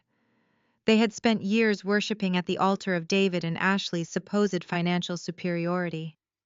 The idea that their entire luxurious lifestyle was built on a foundation of massive fraudulent debt was simply too shocking to immediately comprehend. Then the paralysis broke. Ashley pushed her chair back so violently that it tipped backward and crashed heavily against the wall. She scrambled to her feet, her face contorted into an ugly mask of pure, unadulterated panic and vicious denial. "You are a liar!" Ashley screamed at the absolute top of her lungs, her voice cracking with sheer hysteria. She slammed both of her hands flat against the table, sending a crystal water glass tumbling over and spilling ice across the polished wood. "You are a jealous, bitter liar, Fiona. You have always been insanely jealous of my perfect life and my beautiful marriage. You are just making up these ridiculous, vicious lies to humiliate us because you are poor and desperate and hate to see me succeed." She glared wildly around the room, looking at the shocked faces of our extended family members, trying to desperately corral them back into her toxic echo chamber. "Do not listen to a single word she is saying," Ashley pleaded, her tone shifting frantically between rage and desperation. "David's company is absolutely booming right now. We are richer than ever. We just bought a new vacation home. This is just Fiona being her usual toxic, dramatic self." She turned sharply toward her husband, her eyes wide and manic. "David, tell them she is lying," Ashley commanded, grabbing his shoulder and shaking him roughly. "Tell this pathetic woman to shut her mouth. Tell everyone here how incredibly successful your startup is right now. Defend yourself, David. Defend our family against this insane garbage." But David did not defend himself. He did not defend his wife. He did not say a single word. He remained completely slumped in his chair, looking thoroughly destroyed. The violent shaking of his hands had stopped, replaced by a heavy, limp defeat. He slowly pulled his arm out of Ashley's frantic grasp and buried his pale face in his hands, resting his elbows heavily on the edge of the mahogany table. A quiet, pathetic sob escaped his lips, echoing loudly in the tense silence of the room. He just looked down at the floor, staring at his expensive Italian leather shoes, unable to speak, unable to look his furious wife in the eye. His deafening silence was the absolute ultimate confirmation of my words. It was a full, unequivocal confession broadcast live to the entire extended family. Ashley stared down at her broken husband, her mouth opening and closing like a suffocating fish. The arrogant, confident golden child who had spent decades looking down on me was suddenly realizing that her entire glorious empire was nothing more than an empty, fragile house of cards. The fake designer wealth, the imported caviar, the vintage champagne, the luxurious vacations, they were all built on massive lies and borrowed money they could never repay. The relatives sitting around the table exchanged terrified glances with one another. The uncles who praised David's business genius were now leaning away from him as if his sudden poverty was a contagious disease. Aunt Martha pressed a napkin to her mouth in shock. "Barbara." My mother sank slowly back into her chair at the head of the table, her jaw dropping open as the horrifying reality of the $14,000 unpaid restaurant bill finally crashed down upon her shoulders. The illusion had permanently cracked. I let the silence settle before reaching into the structured leather bag hanging from my shoulder. Ashley watched my hand with frantic suspicion. Barbara stared at me as if she could still force the room back into the version of reality she preferred. David remained folded over the table, his face hidden behind both hands. I removed a dossier and placed it beside the bill. "This is not corporate drama," I said. "This is the reason none of your cards work." Ashley laughed too quickly. Her voice sounded brittle. "You carry fake paperwork around now. How pathetic can you possibly be?" I opened the dossier without answering her. The first document was a certified copy of Coleman Vector Systems Chapter 11, petition filed at 9:12 that morning. The second was an emergency order authorizing the temporary freeze of several corporate accounts, pending a review of asset transfers. The third was a summary prepared by the forensic team at my investment group after David's company approached one of our funds for rescue financing. "Your company came to us 4 months ago," I said to him. "You requested an $18 million bridge facility and claimed you had 32 active enterprise clients. Our analysts contacted every company listed in your data room. 12 had never signed contracts. 9 were free pilot accounts you reported as paying customers. 6 had canceled more than a year earlier. The remaining 5 produced less than 8% of the revenue you represented to lenders." Ashley turned toward her husband. "Tell her she is lying." David did not answer. I lifted another page from the file. "Your audited revenue statements were manufactured. Customer deposits were moved between related accounts at the end of each quarter, photographed as cash reserves and transferred back the following week. You pledged the same software assets as collateral to 3 different lenders. When payroll came due, you used new loan money to cover old obligations. That is not expansion, it is a collapsing debt carousel." David finally spoke, but his voice was barely audible. "I was trying to buy time." "You were trying to preserve an image," I corrected. "Time would not have fixed fabricated contracts." "Where did you get this?" she demanded. "From documents your husband voluntarily submitted while asking my company to rescue him," I said. "We declined because the numbers did not survive basic verification." "My company," Aunt Martha repeated. I did not look away from Ashley. "Lauren Hospitality also maintains a distressed investment division." David knew the firm's name. He simply did not know I founded it. Ashley shook her head violently. "No. David would have told me. He would know if you were some important investor." "He knew my company," I replied. "He never bothered learning enough about me to connect my name to it. Neither did you." Barbara slapped the table. "Enough. I do not care about your little business report. David made mistakes. Businesses have difficult months. That does not mean you get to destroy this family on my birthday." I turned one page deeper into the dossier. "This next document is about you, Mom." Her anger stopped instantly. I placed a recorded deed of trust on the table and rotated it so the relatives could see Barbara's full legal name printed across the first page. Beneath it was the address of the colonial house she had owned for almost 30 years. "3 months ago, you refinanced your house and borrowed $900,000 against it," I said. "The lender deposited the proceeds into a personal account in your name. Within 48 hours, $860,000 was transferred to a company controlled by David." Barbara's lips parted, but no words came out. Ashley stared at the document. "Mom, what is she talking about?" Barbara recovered enough to shake her head. "It was an investment. David gave me an opportunity. The company was about to close a major funding round." "There was no funding round," I said. "The term sheet David showed you came from a lender that had already withdrawn. He changed the date on the first page and removed the termination notice." "That is not true," David muttered. I slid the original withdrawal email across the table. The timestamp preceded Barbara's mortgage closing by 11 days. Aunt Martha leaned forward. "Barbara, did you mortgage your entire house without telling anyone?" Barbara's face reddened. "It was my property. I had every right to use it however I wanted." "You also liquidated most of your retirement account," I continued. $240,000 entered the same personal account 6 weeks later. It was transferred to David the next morning. He used part of it to cover overdue payroll, part to make a payment on Ashley's black corporate card, and part to lease the vehicle parked outside. You told me the car was a company bonus, she whispered to David. He said nothing. I turned to Barbara. You did not finance a successful company. You sacrificed your home and retirement to keep Ashley's lifestyle looking successful for a few more months. David was not using investor capital to support this family. He was using your money. Barbara lunged across the table and snatched the deed. She scanned the pages as though the numbers might rearrange themselves if she stared hard enough. These are private records, she shouted. You had no right to investigate me. They became relevant when funds from your loan entered a company seeking money from ours, I said. Every transfer was disclosed in the bankruptcy schedules filed this morning. Ashley turned on David.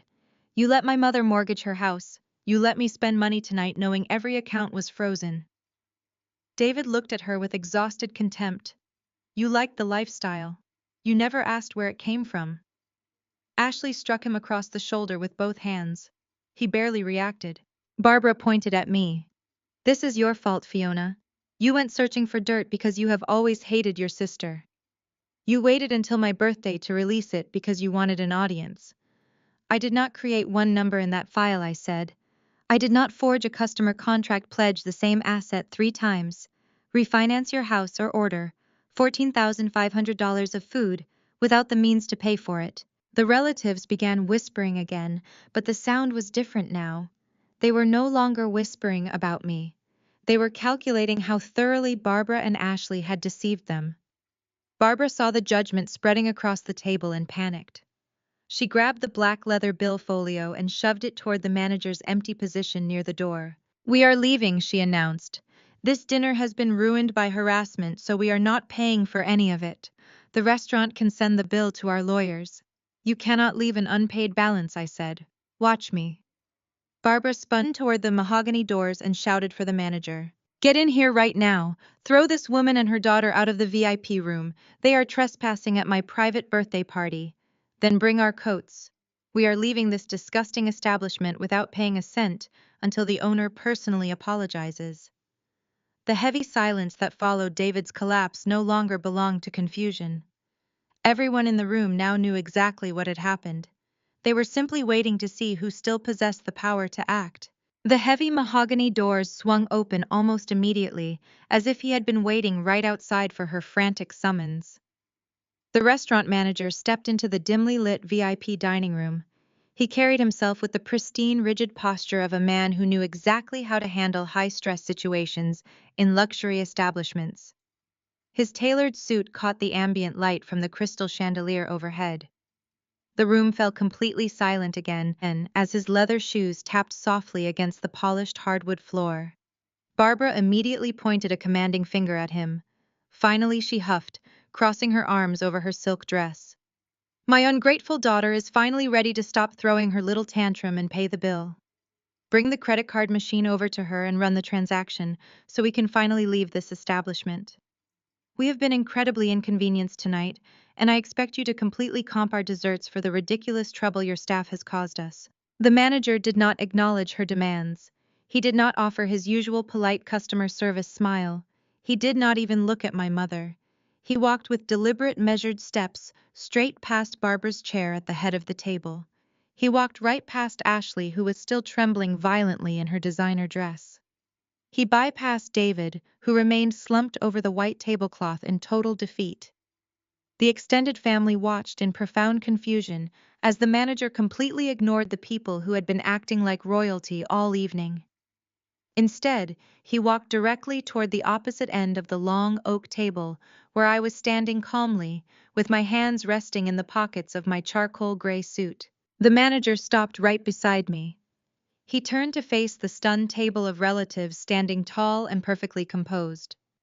He offered me a subtle, respectful nod, acknowledging my authority without saying a single word to me directly.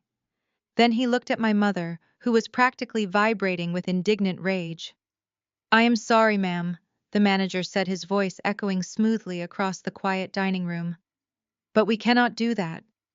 Barbara's face contorted in absolute shock. What do you mean you cannot do that? She screeched, her voice climbing back into a harsh, frantic octave. She is offering to pay the bill. She is holding her credit card. Just take the card and run the charge right now. I demand that you process the payment immediately so we can go home."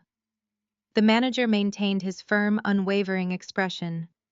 "As I stated previously, ma'am, the total balance of $14,500 must be settled immediately," he replied, keeping his tone entirely professional. "However, I am not authorized to run a new credit card under these specific hostile circumstances. If you have an issue with the bill or the payment methods, you will have to speak directly with the owner." Barbara threw her hands up in the air, letting out a loud, exasperated scoff. "Fine," she shouted, glaring at the manager with pure venom. "Go fetch the owner right now. Bring the owner in here so I can tell them exactly how terribly your staff treats wealthy paying customers. I will make sure you lose your job for this level of extreme disrespect. Bring the owner to this table." The manager did not turn around to walk back through the heavy mahogany doors. He did not reach for the sleek black radio clipped to his belt to summon anyone else from the main restaurant floor. He simply stood perfectly still next to me. Slowly he raised his right hand and gestured directly to me with an open palm. "The owner is right here," the manager stated clearly. The silence that hit the VIP dining room was so absolute and so profoundly heavy that it felt as though the entire building had been suddenly submerged underwater. It took several agonizing seconds for the manager's words to actually register in their brains.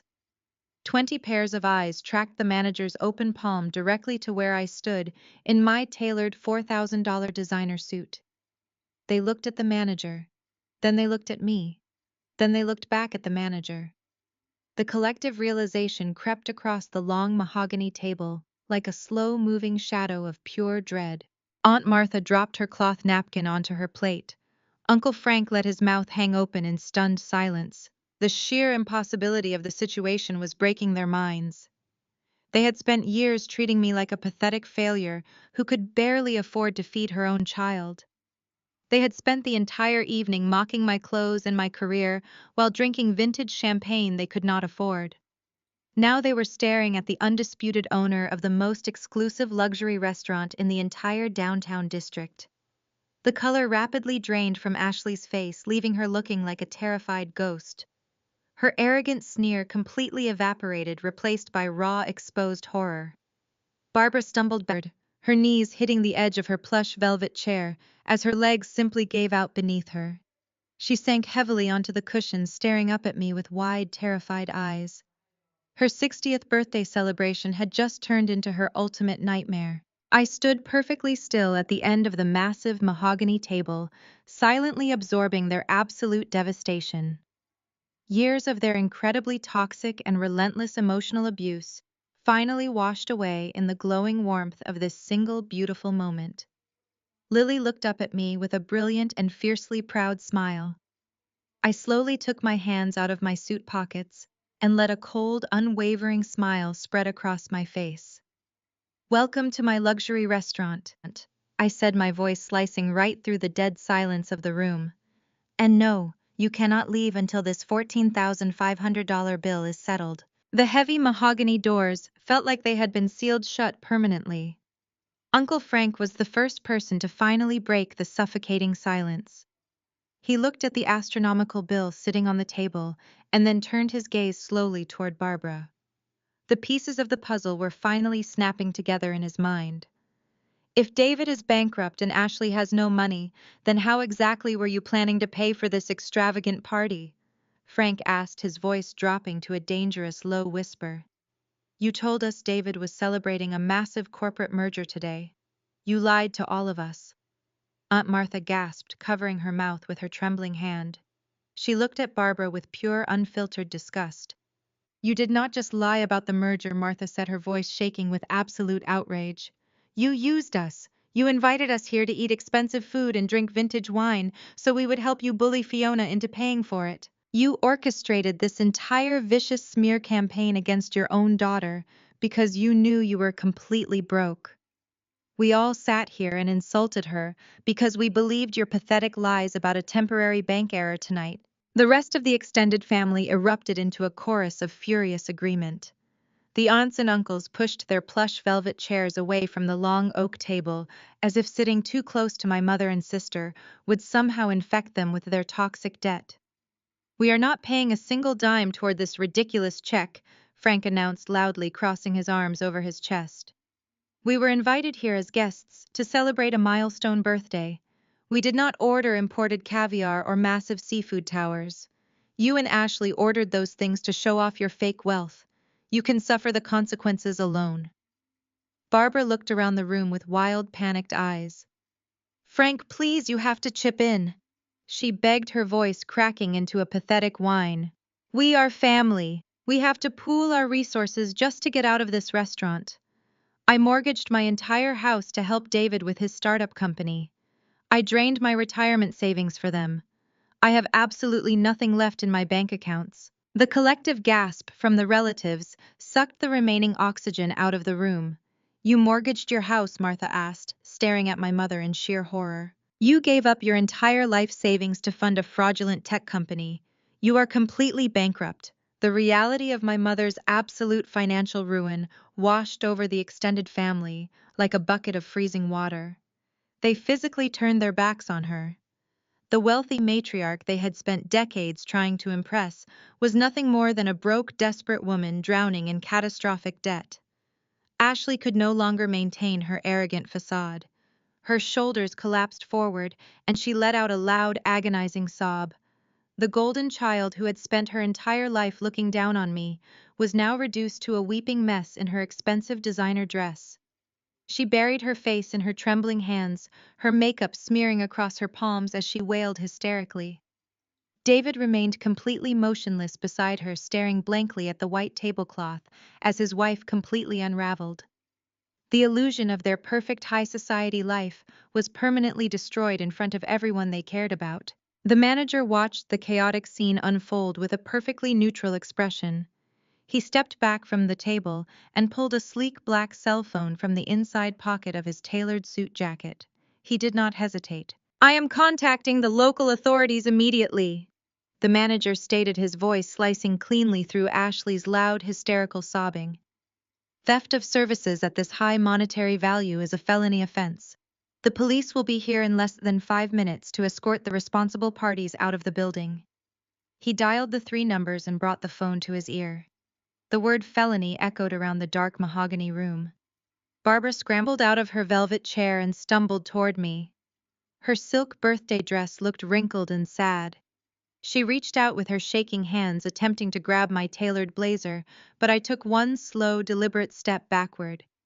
She fell to her knees right in front of me, her face streaked with mascara and tears of pure terror. "Fiona, please, you have to stop him," Barbara pleaded, looking up at me from the hardwood floor. "Do not let them arrest your mother on her 60th birthday. I am begging you to show some family loyalty right now. We are your own flesh and blood. You are a successful business owner. You have the power to fix this entire terrible nightmare with one single word to your staff." I looked down at the woman who had spent 34 years treating me like an absolute burden. I remembered the cold chicken she told me to eat at home while she paraded her golden child around my luxury restaurant. Family loyalty is something that goes both ways. "Mom," I said, my voice soft but incredibly cold. "You abandoned Lily and me tonight without a second thought. You let Ashley humiliate me because you thought she was rich. Now that you realize she is broke, you suddenly remember that I am your daughter." Aunt Martha and Uncle Frank quietly gathered their coats and moved toward the exit, completely ignoring Barbara's frantic pleading. The rest of the family followed their lead, marching out of the VIP room without offering a single dollar. They wanted nothing to do with the massive criminal fraud unfolding before their eyes. Ashley continued to sob uncontrollably against the mahogany table. The distant wail of police sirens began to echo through the downtown streets, growing louder with every passing second. I stood tall beside my daughter, feeling absolute peace. "You made your choices, Barbara," I whispered, turning away. "Now you can finally pay the heavy price." The heavy wooden doors of the private dining room swung open just as the distant wail of police sirens transformed into a deafening blare right outside the restaurant. Two uniformed officers stepped into the opulent space, their hands resting casually but firmly on their utility belts. They took one look at the extravagant feast scattered across the mahogany table, and then shifted their attention to the sobbing mess of a family huddled at the center of the room. Ashley was completely hysterical now, her expensive mascara running down her cheeks in thick, dark streaks as she desperately tried to wipe her face with a linen napkin. David remained entirely unresponsive. When the first police officer placed a heavy hand on his shoulder, he did not even flinch. He simply let out a hollow, empty breath and allowed the officer to pull him up from his plush velvet chair. He knew exactly what was coming next. The restaurant bill was merely the very tip of the iceberg.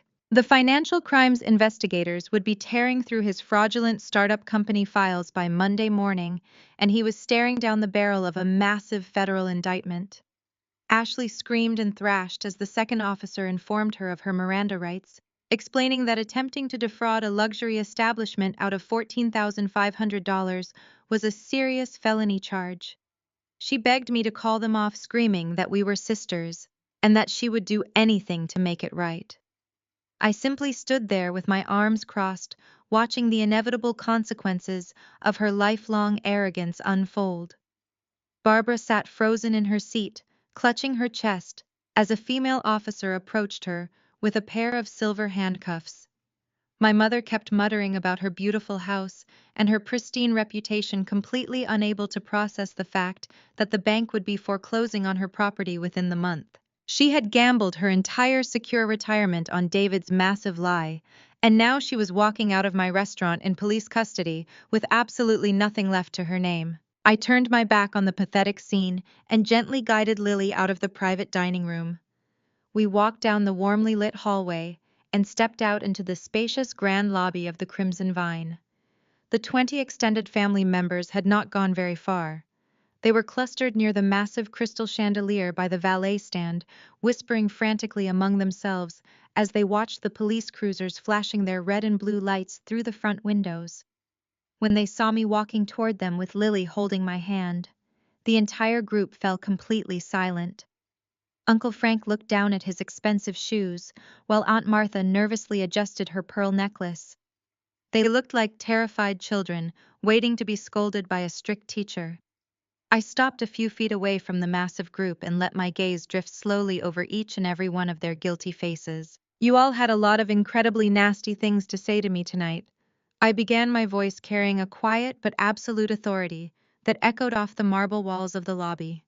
"You sat at my table, ate my food, and enthusiastically participated in a vicious smear campaign designed to completely break my spirit. You judged my career, you insulted my appearance, and you treated my daughter like an afterthought because you worshipped the fake wealth that Ashley and David paraded around." Aunt Martha took a small, hesitant step forward, her hands shaking slightly. "Fiona, we are so incredibly sorry." Martha stammered, her voice tight with genuine shame. "We had absolutely no idea they were lying to us about the money. We never should have spoken to you that way." I held up a single hand and stopped her apology right in its tracks. "I do not want your empty apologies tonight," I stated firmly. "I am setting a new rule right now, and it is absolutely non-negotiable. If any of you ever want to be a part of my life, or my daughter's life moving forward, you will treat us with total absolute respect. You will never speak down to me, you will never minimize my accomplishments, and you will never tolerate anyone else doing it either. If you cross that firm boundary even once, I will cut you out of my life forever without a single second thought. Do we have a clear understanding?" The group of 20 relatives nodded their heads in rapid, desperate unison.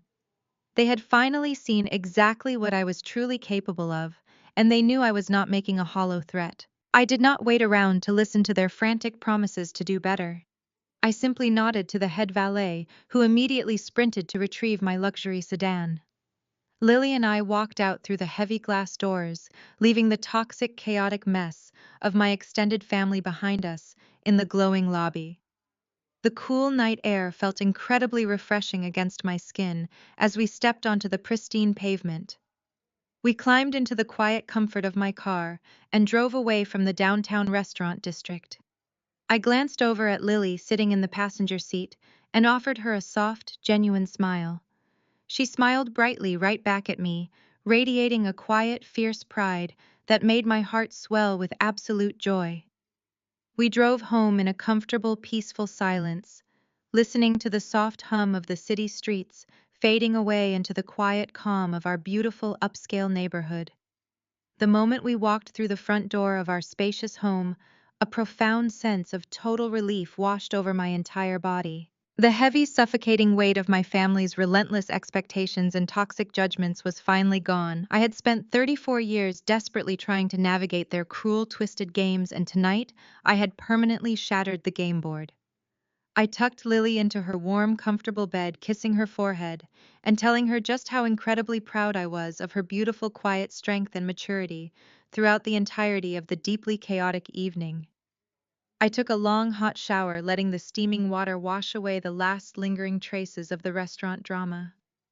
When I finally climbed into my own bed, I fell into the deepest, most restful sleep I had experienced in my entire adult life. The next morning, sunlight poured through the large bay windows of my master bedroom, filling the space with a brilliant golden glow. I woke up slowly, stretching my arms and taking a deep, wonderful breath of fresh, clean air. I reached over to my bedside table and picked up my cell phone. The screen was completely illuminated with dozens of missed calls and notifications. I tapped the screen and opened my voicemail inbox. There were 14 frantic messages from Barbara left in the very early hours of the morning. I pressed play on the first message out of mild curiosity. "Fiona, please, you have to answer the phone." My mother sobbed, her voice sounding hoarse and utterly desperate. "They let us out on bail, but we have absolutely nothing left. The bank is taking my house on Tuesday. David is facing federal charges and Ashley will not stop screaming. You have to wire us money right now, Fiona. You have to bail us out of this massive nightmare. I am your mother and you owe me." I did not bother listening to the remaining 13 voicemails. I calmly pressed the delete button, wiping every single frantic demand completely off my phone. I blocked my mother's number, blocked Ashley's number, and set my phone down on the smooth wooden nightstand. I did not owe them a single dime. I walked out of my bedroom and padded barefoot down the hallway toward our state-of-the-art custom kitchen. The rich, delicious aroma of sizzling butter and sweet vanilla drifted through the air.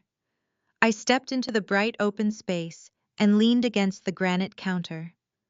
Lily was standing at the commercial-grade stove, happily cooking up a wonderful brand-new breakfast recipe she had just found online.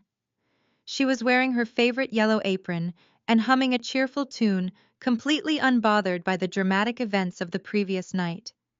She looked absolutely radiant, filled with a newly found confidence that only comes from knowing you are deeply loved and entirely safe. I poured myself a steaming cup of dark, rich coffee from the espresso machine and wrapped both of my hands around the warm ceramic mug. I took a slow, quiet sip and watched my beautiful daughter thrive in the glowing morning light. Our future was completely secure, financially abundant, and finally permanently free from the crushing, toxic weight of my family. I smiled into my coffee cup, knowing the sweet taste of reality was the absolute best revenge I could have ever asked for today and forever. The story of Fiona and her family serves as a powerful reminder that true success cannot be built on a foundation of lies and manipulation.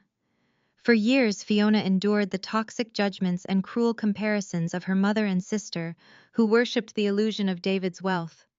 They prioritized appearances over authentic relationships, mistaking material excess for actual value. But as we saw in that private dining room, a house of cards inevitably collapses.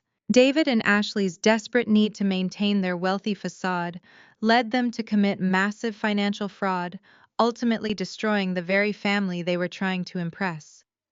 They chose deception over integrity, and that choice cost them everything, including their freedom and their mother's home. Fiona, on the other hand, chose a completely different path. She took the pain of being the family scapegoat and channeled it into quiet, determined hard work. She did not need to brag or put others down to prove her worth. Her success was real because it was earned. More importantly, Fiona recognized the absolute power of setting firm boundaries. She understood that she did not owe her financial or emotional loyalty to people who treated her like a burden. By walking away from her family's toxic demands and refusing to be manipulated into paying for their criminal mistakes, she permanently broke the cycle of abuse. She protected her peace and secured a healthy, loving future for her daughter Lily. The ultimate lesson here is that you hold the power to define your own worth. You never have to participate in toxic games designed to make you fail. Have you ever had to draw a hard line and walk away from toxic people in your own life to protect your peace? Share your experiences in the comments below, and if you found value in this story of sweet revenge and self-respect, please like and subscribe for more empowering content.